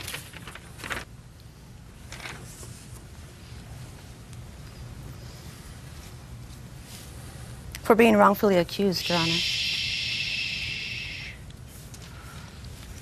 So you understood, Miss Alvarez, that if you didn't leave the premises, he was going to start eviction proceedings against you. Yes. You understood that? I did understand. Fine.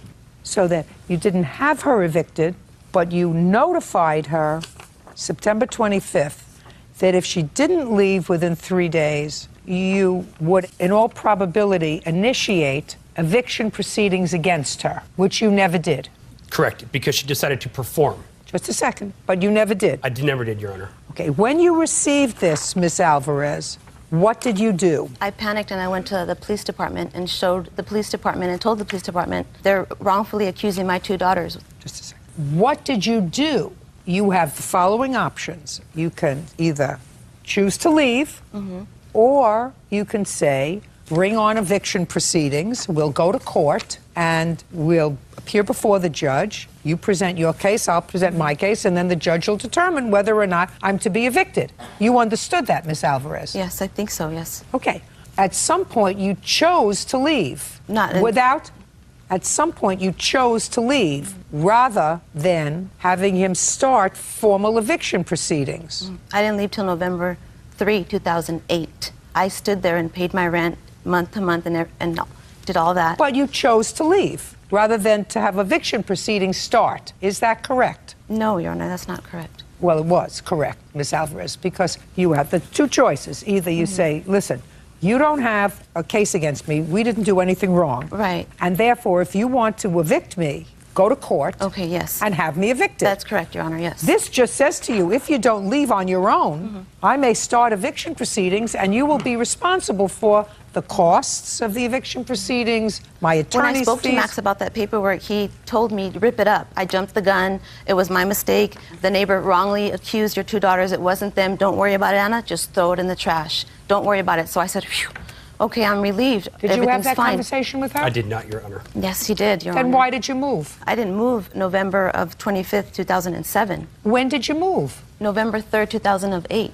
Oh, you left November 2008. Of 8. A year later? Yes, because he told me to rip it up. So now you ripped it up. Right. And we went on living. Let's say, and he didn't pursue the matter. No, not at all. Okay, now I therefore understand. took my Just daughter a second. to his neighbor. Just a second. You moved out November 3rd, 2008, and never signed another lease, correct? So that you were now living as a month-to-month tenant. Yes. Am I he correct, made Mr. Price? Amendment to the lease. Shh. You never signed another lease, correct? Ms. Alvarez? No.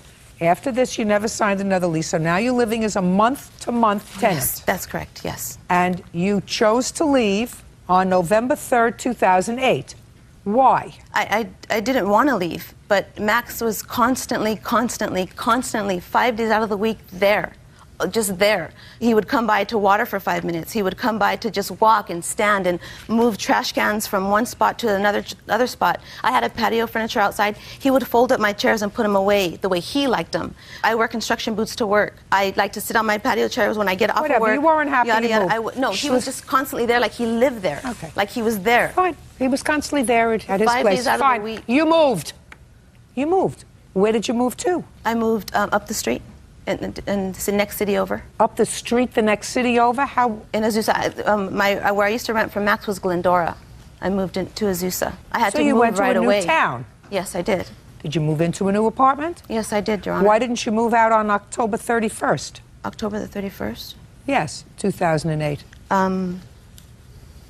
Because I just didn't. Well, you can't stay there in November without paying rent. I did give him a rent check.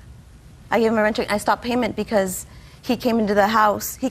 Max came into my apartment. The reason why I left, Your Honors, Max came into the apartment 3 times without me knowing, with no notice, notice at all. The very first time when I first moved in, he came in to rearrange furniture. I'm not interested in the very first time you stayed there. The second time he came in with my daughter there. When? I believe that was August 20th. My daughter panicked and called me at work. August 20th of what year? August 20th of 2008. Okay, but you didn't leave until November of 2008. I went to the police department. They told me what to do. Don't tell me what the police told you. Real cases, real people. Judge Judy. Max Price says former tenant Anna Alvarez owes for stopping payment on a rent check and for damages to her apartment. Anna is countersuing for 2 security deposits and lost wages. My question is a simple one, Miss Alvarez. Why didn't you move on October 31st, 2008? Then there wouldn't be an issue about November's rent. You owe him for November's rent. You were there in November. I was there in November for 3 days, Your Honor. I don't care whether you were there for an hour in November. My question to you is a simple one, Miss Alvarez. You moved to a new town. Why didn't you move on October 31st? There's a simple answer for it. I gave him a 30-day notice. I let him know that there was a check there from October the 15th to November 15th. That was when I was going to leave. He proceeded to come over, October 15th to November 15th. Is that when you paid rent? From the 15th to the 15th? Yes. Is that right? No. November. I paid rent from November 1st to November 15th. I gave him a $735 check. Okay, so you paid him for the first half of the month. Yes, I did, Your Honor. And then you canceled that check. Yes, I did, Your Honor. Because he came into my apartment again without me knowing. When? That was November the 3rd. November the 3rd, I got a message from him saying I went into your apartment again without me knowing. I was still there. We were still moving out. What did he go into the apartment for? Same reason why he went into the other apartment the other 2 times. I have no idea. On August the 20th, I was working on the unit up in front. There's 2 units on one property. Working on the unit up in front, walked down the little parkway to get something from the back, and I noticed a stool outside of a bedroom window with that window broken with the window broken. It wasn't broken. It was. Don't. I gave you a chance. He didn't interrupt you. The window was broken, and it looked like somebody had broken into the unit. I went around to the back as where I was heading. I knocked on the door. Her daughter, Alex Alvarez, who's 16 years old, said, "Come in." She did not say that. I don't want you to speak. I said, Alex, are you okay? I said, there's a chair on the outside of the bedroom window, and there is a broken window in your mom's bedroom. Is everything okay? She said, yes, everything is fine. I said, I need to enter the property because I need to fix this broken window. Do you have any receipt from the broken window? Yes, Your Honor, I do. I'd like to see it, please. I have a tape recorder, Your Honor, that I want you to hear his message on my voicemail. I only have one. I have 23 of them of harassment, Your Honor. Put it down. Okay. Not a difficult case, Miss Alvarez.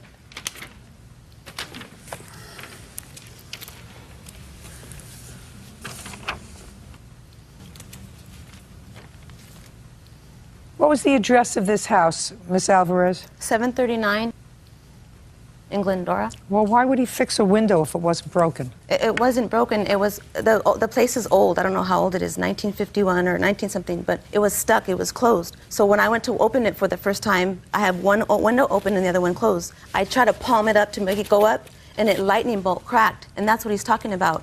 And for him to see that lightning bolt crack, Your Honor, he would have to be looking like he constantly. Miss Alvarez, you owe him for November's rent. The half that you gave him when you stopped payment on the check. How much was that? $735. $735. So far, that's what you owe him, Miss Alvarez. Now, there's an issue with regard to security deposit, Mr. Price. She already gave you a $1,000 security deposit. I would like to see the condition of the apartment that she had before and after. Okay. I have pictures here, Your Honor, along with receipts of before and after. There's before, the good ones are the before. I put $7,000, maybe $8,000 worth of before she moved in. The place was completely immaculate, brand new, and she will testify to that. She was very pleased and thankful that she was able to move into such a clean place. So these are the after pictures or the before pictures? Well, those are before and after, Your Honor. Well, what you're talking about is scratches on the floor, sir? Yes, severe scratches in which the tenant that has now living in the place has called me on it, and, well, they had to be fixed. I had a twin bed in the They bedroom. had to be fixed. Shh. I had a twin bedroom in the girls' room, and yes, one of the wheels of the twin bed broke off, so that's what it did scratch it. I do know. I am aware of that. I do know that, Your Honor. Well, then he has to have all these floors redone. It's just a small scratch in the bedroom. You can't just do one little piece, Miss Alvarez. You can't just do one little piece of a floor. You got to do the whole. You got to scrape down the floor, resand it, and then finish the whole floor. You can't just take a square and redo it. Would you show this to Miss Alvarez, please? I've seen the pictures of the floor.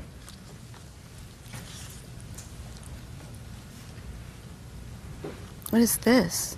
This is the front. What is this? This is the front door. I don't know where. It looks like a door to me. This can't be the front door, because the front door didn't have that. I have my pictures also. I'd like to see them. I don't know what door. I don't know where that's from, Your Honor. Okay. My pictures aren't that good. You took these pictures, Miss Alvarez, when you moved out? Yes, I did, Your Honor. It doesn't look terrible. How much is it going to cost you to fix the floor, Mr. Price? I have a receipt here, Your Honor. It cost me $980 to have them redone. That's the living room and 2 bedrooms.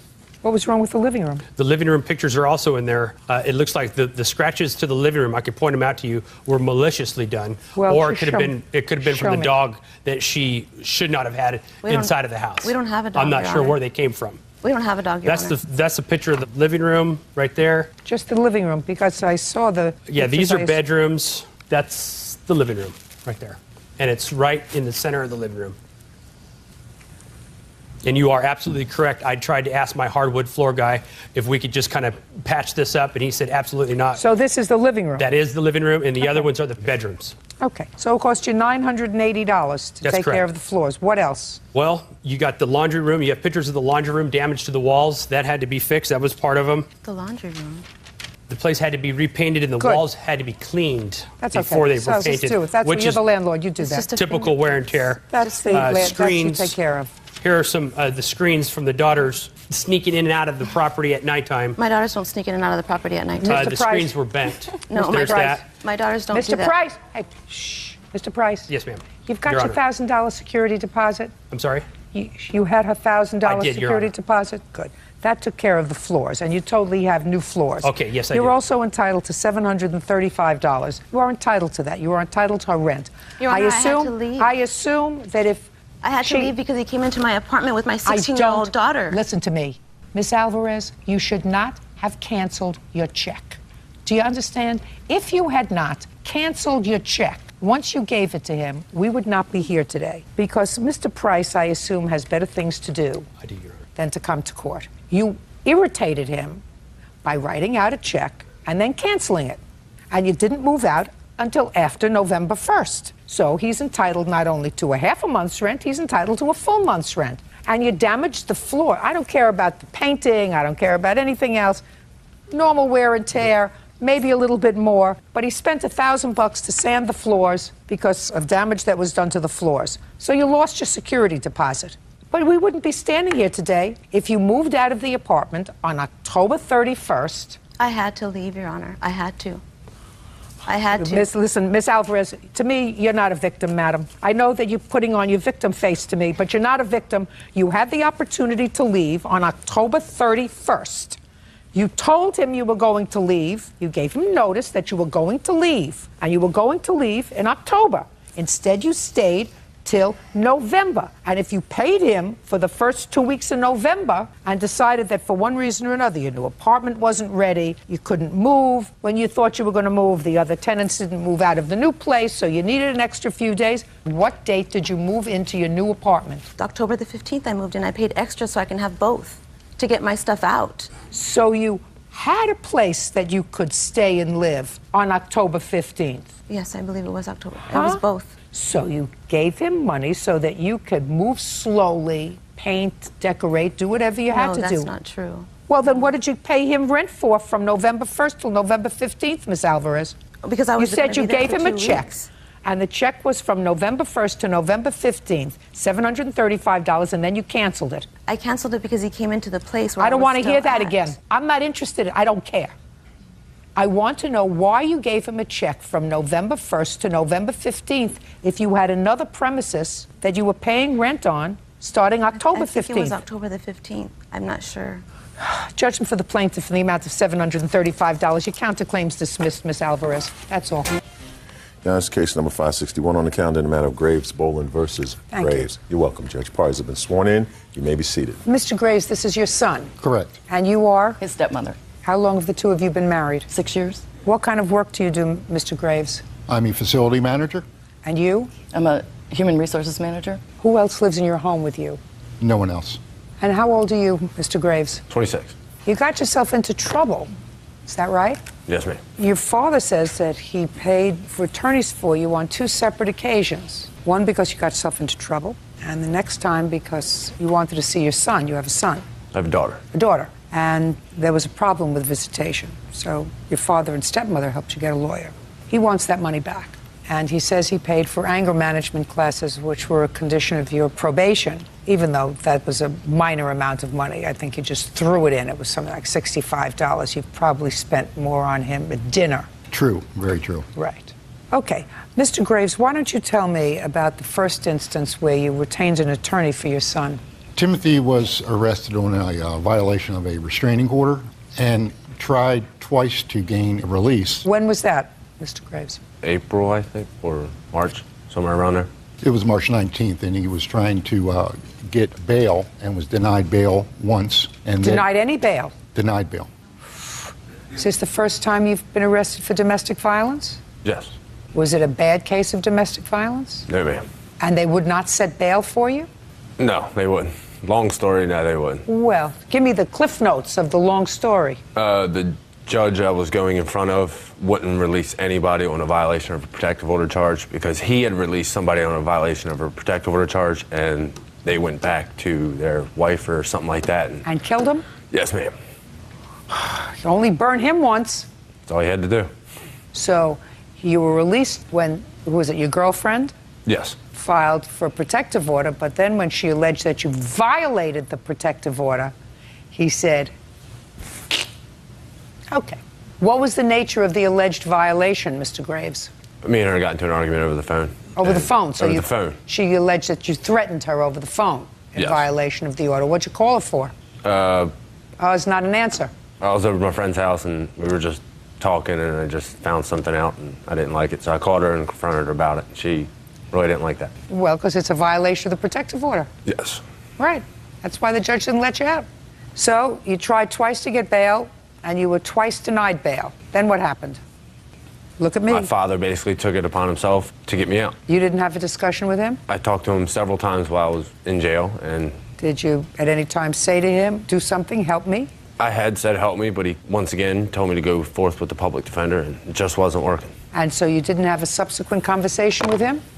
About Did getting he? me out? Yes, the public defender tried for the second time to gain bail and was denied.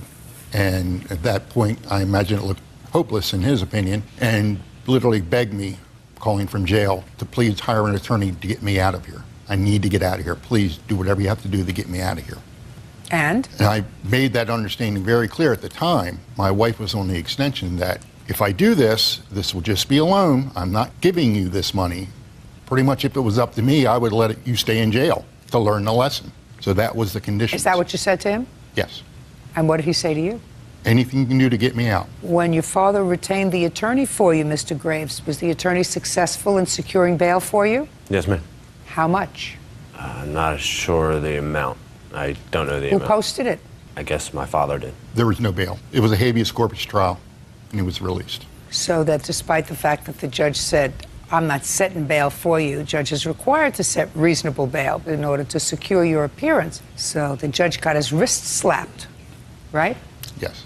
Whatever happened with that case, Mr. Graves? It was, went through with court and everything, and I got put on probation, and it was dropped. I think I actually got time served. Listen, if it goes through court and everything and you were put on probation, then it's not dropped. If you put on probation, it's because you were convicted. Either you were convicted after a plea or you were convicted after a trial.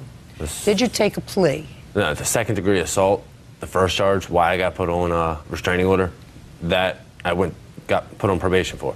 The violation of protective order, I got time served. That's done and over with. So you assaulted your girlfriend. In the sense, yes. How many senses of assault are there? There's a wide range. Well, give me your range.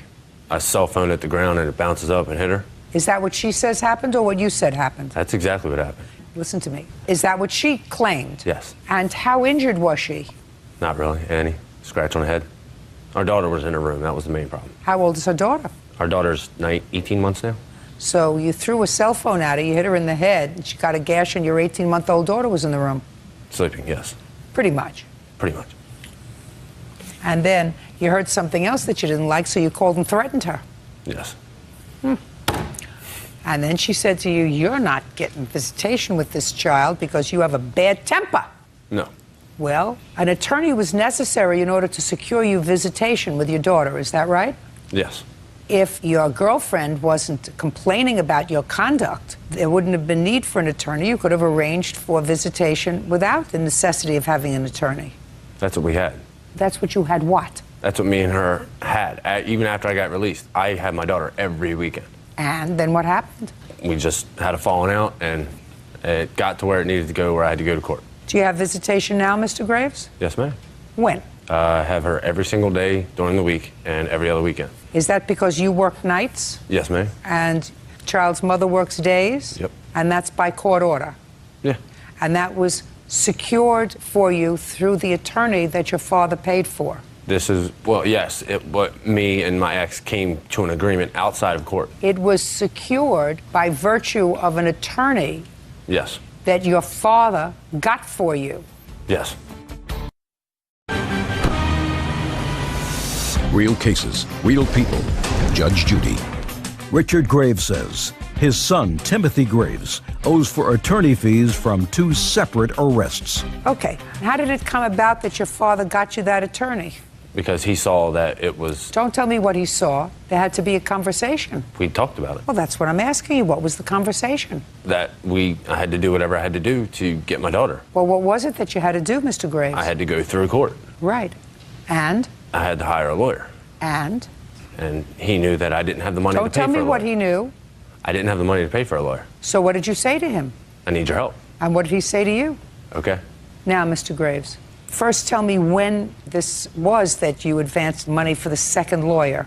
This was on June 8th. Had he paid you back any of the money that he owed you for the first lawyer? Partially, yes. He did? Yes. How much did he pay you? $315. What did you pay him the $315 for, Mr. Graves? I never had any recollection that I paid him the $315. Well, tell me what you claim he said to you with regard to paying you back for the second lawyer. We actually found that lawyer as a reference from the first lawyer that was hired. Timothy and I went to his office and sat down, gave him an overview of the case. And I asked Timothy, is this the person you want to hire? And he said, yes. I said, you realize that this is just going to add to what you owe me. How much was the second lawyer, sir? All told, $3,000. What do you mean all told? There was an initial $2,000 retainer that I put down in June, and then later on there was another $1,000 they requested. And how much does he still owe you from the first lawyer? $300. So he owes you $3,300. Correct. Not $3,360. This 60 was for the anger management class. Okay. Go ahead. I paid for the anger management classes out of my own pocket. I'm asking you about the lawyers. He knew my financial situation. He knew I didn't have any money to pay for any lawyers whatsoever. But it kind of came up as it's their granddaughter too. If I don't get to see her, they don't get to see her. I figure that's why they were helping me. Are you working now, Mr. Graves? Yes, ma'am. Did your father throw a telephone at your girlfriend in front of your daughter? No. Did your father pick up the phone when he wasn't supposed to make contact with your girlfriend and threaten her? No. Was it because of your father's conduct that you were denied any kind of visitation with your daughter? No. Whose fault was it? It's all mine. Just for the plaintiff in the amount of $3,300. Thank you. Parties are excused. You may step out. I think it was a little unfair. It's exactly what we were looking for Judge Judy to let him know this is what you need to do in life. It's all settled. I want to get our relationship on and continue on and move on. I'm hoping we can put this behind us, move on. We can be a father and son. Don't lend money to any member of your family that you're not willing to lose. And now the next case. All parties in the matter of Turner versus Cisneros, Vu, Mesa, step forward. 19-year-old Damel Turner is suing his former roommates, Chris Cisneros, Sarah Vu, and Mackenzie Mesa, for breaking their apartment lease. Mr. Turner, which one of these young ladies was your girlfriend? The one on the far left. That would be you. You are Miss Mesa? Yes. According to your complaint, you and your girlfriend and the co-defendant and his girlfriend, also co-defendants, you all decided to set up housekeeping together and lease an apartment. Yes, ma'am. You moved in with your girlfriend, he moved in with his girlfriend, and you all signed the lease. Yes, ma'am. And then very slowly, one by one, they all took off. Yes, ma'am. Did that give you any cause to pause, Mr. Turner, that there might be something wrong with you? Is not an answer. No, ma'am. There was never any indication that something was wrong with your behavior. No, ma'am. Seems odd, doesn't it, that they all moved out and left you there alone? Yes, ma'am. In any event, your lawsuit wants them to be responsible for the rent for the remainder of the lease and for when they left. And they say it was because of your conduct that they all left, that there were problems in the apartment precipitated by your behavior. And they're counterclaiming because they say that there is some property that was in the apartment and they want moving expenses, which you're not going to get. Be lucky if you don't get hit with rent. Don't be stupid about your moving expenses. When did you sign the lease, Mr. Turner? June 21st of 2008. Was it a year's lease? Yes, ma'am. How long had you and Miss Mesa been dating? A year and a half now. Had you lived together previously? No. Were you working? Yes. Had you been friends with them as a couple, or were you friendly with one of them? I knew Damel from work. What work? We work at a Round Table pizza place. When did you move out? I moved out in, the 1st of January this year. Where did you go? I moved in with my father at his place. And when did you move out, Miss Vu? The second to last week of November. Why did you move out? Chris and I broke up a few days before our 4-year anniversary. Now, when you moved out, who paid November's rent, your share of November's rent? I had already paid my share of November's rent, and because I was moving out on such short notice, I gave Chris my share of December's rent in cash. Is that correct? Yes, that's correct. So you fully paid for December? Yes. When did you move out? I moved out at the end of November. Why? I moved out because I felt that... look at me, don't look over there. I felt that it was not a good environment for me to be in at the time, and... like what? Well, my schoolwork was going down. I was depressed. My family was asking me to come home, and I felt that that would be a better environment for me.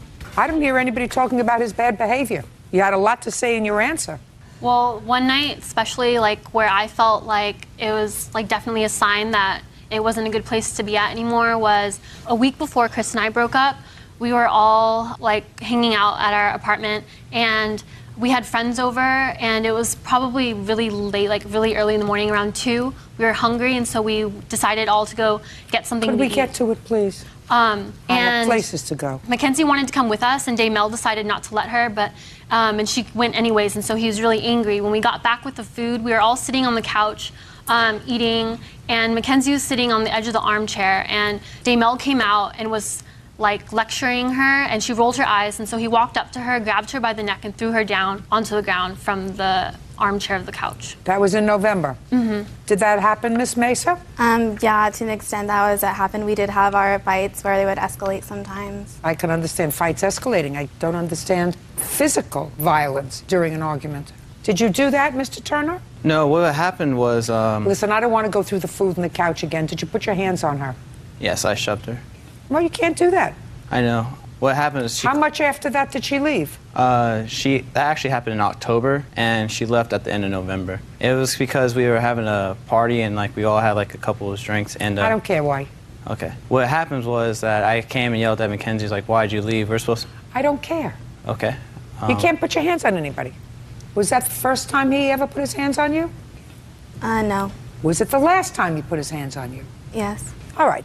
So far, the two of you are responsible for rent, because you can't just leave. Being unhappy with your environment is not a reason for you to break a lease. Breaking up with your boyfriend is not a reason for you to break your lease. Now, you left in January. Mm-hmm. Did you pay January's rent? I did not pay January's rent. And you left when? I left it, I would say, the 1st of January. What kind of discussion did you have with Mr. Turner about the rent on the apartment?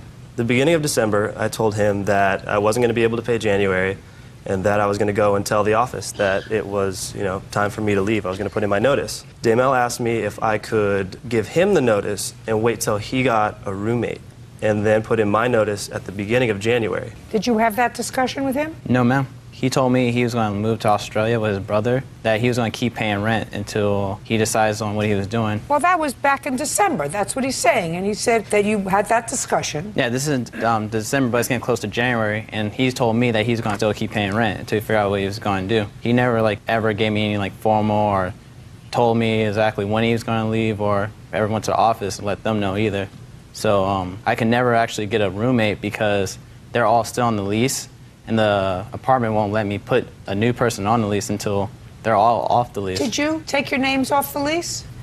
I had signed the paper to get my name off of the lease, but I don't think it ever went through because I needed signatures from everyone else as well. What about you? At this point, when I went to go try and get... The answer is either yes or no. Yeah, but Daymel's the only one who can sign us off. Did you get your name off the lease? No. What about you? No, still there. Fine. So they owe January and February so far. How much is your share of the rent? $283,725.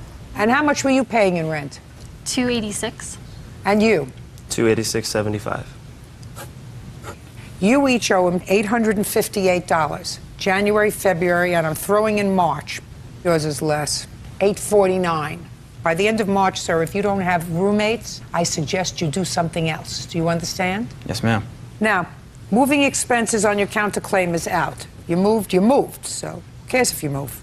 Only he cares if you move. What property do you have there? A queen-size mattress, a CD cabinet, a shelf, and a stereo. Is it still there? Yes, ma'am. When do you want to get it out? ASAP. Fine, within 5 days? Yes, that's fine with me. Anything else? I had a rice cooker. Why didn't you take it with you in November? Because... It's not an answer. All our things were still mixed up together, and I couldn't find it at that time. And when I went back to get it later, Daymel had already changed the locks on the apartment. When you pick up the rest of your stuff, pick up her rice maker. Okay? Okay. Thank you. Goodbye. Hello. Hi, everyone. Let me talk about the what is Master and Visa card, basically. Okay. So basically Visa and MasterCard both are payment methods, TKG, which are used to accept the payments and make purchases widely. And let me set the camera first. Okay, now I think it's okay now. So what their purpose is basically the to make online purchases and to use, and in both cards when you charge it, your balance will be deducted.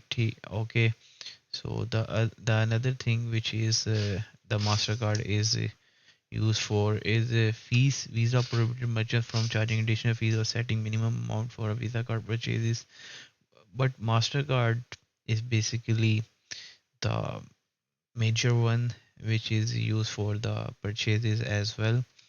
So both cards are issued by the banks, or both cards can be operatable in to 10 countries and also in the United States of America. So United States of America basically issues the mostly Visa cards and their own card which is American Express. So let me talk about what is American Express. Basically, American Express is a global service company that offers a variety of products and services including credit cards, bankings, and travel, global assist, my credit card, etc. So it also offers a credit card with no limits, which include hotel and retail options.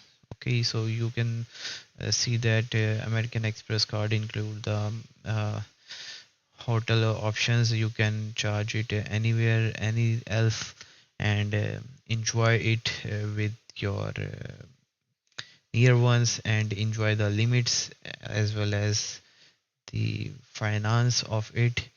So basically the uses of these cards like MasterCards, Visa cards and other cards is very rarely used, and you can buy them buy from them products like whatever you want, wherever you want to make it charge. But the thing you have to confirm is that you have the balance in your bank account or in your credit card or MasterCard or Visa card or American Express card, so the amount can be deducted easily.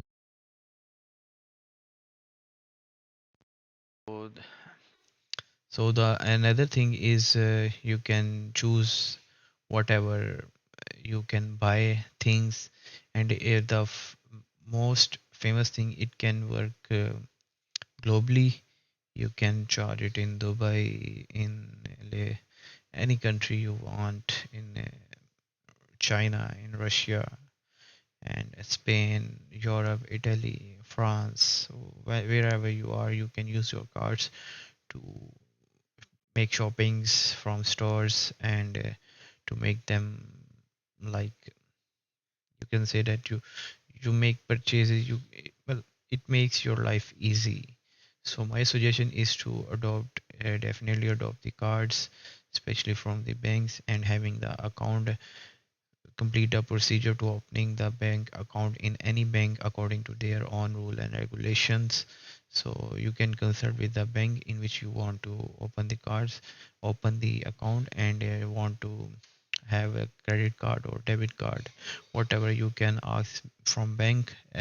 They will guide you as their per rule and regulations. Okay, so follow the rule and regulations, and always be polite, and you only use for legal purposes, and don't break the rules which may be harmful for you, especially in the world as well as in the United States of America. And that's the things which I want to share with you guys. And you can now charge it, and whatever you want is finance and banking systems, etc. So hope you guys like this video, and make sure to share and subscribe it, and keep supporting for such kind of knowledge videos. So thank you so much, and have a good day, have a good night, and have a good evening, also have a good morning. Okay, I don't know at which time you are watching this video, so for all, you have all good things in your life. Thank you so much. Make sure to like and subscribe.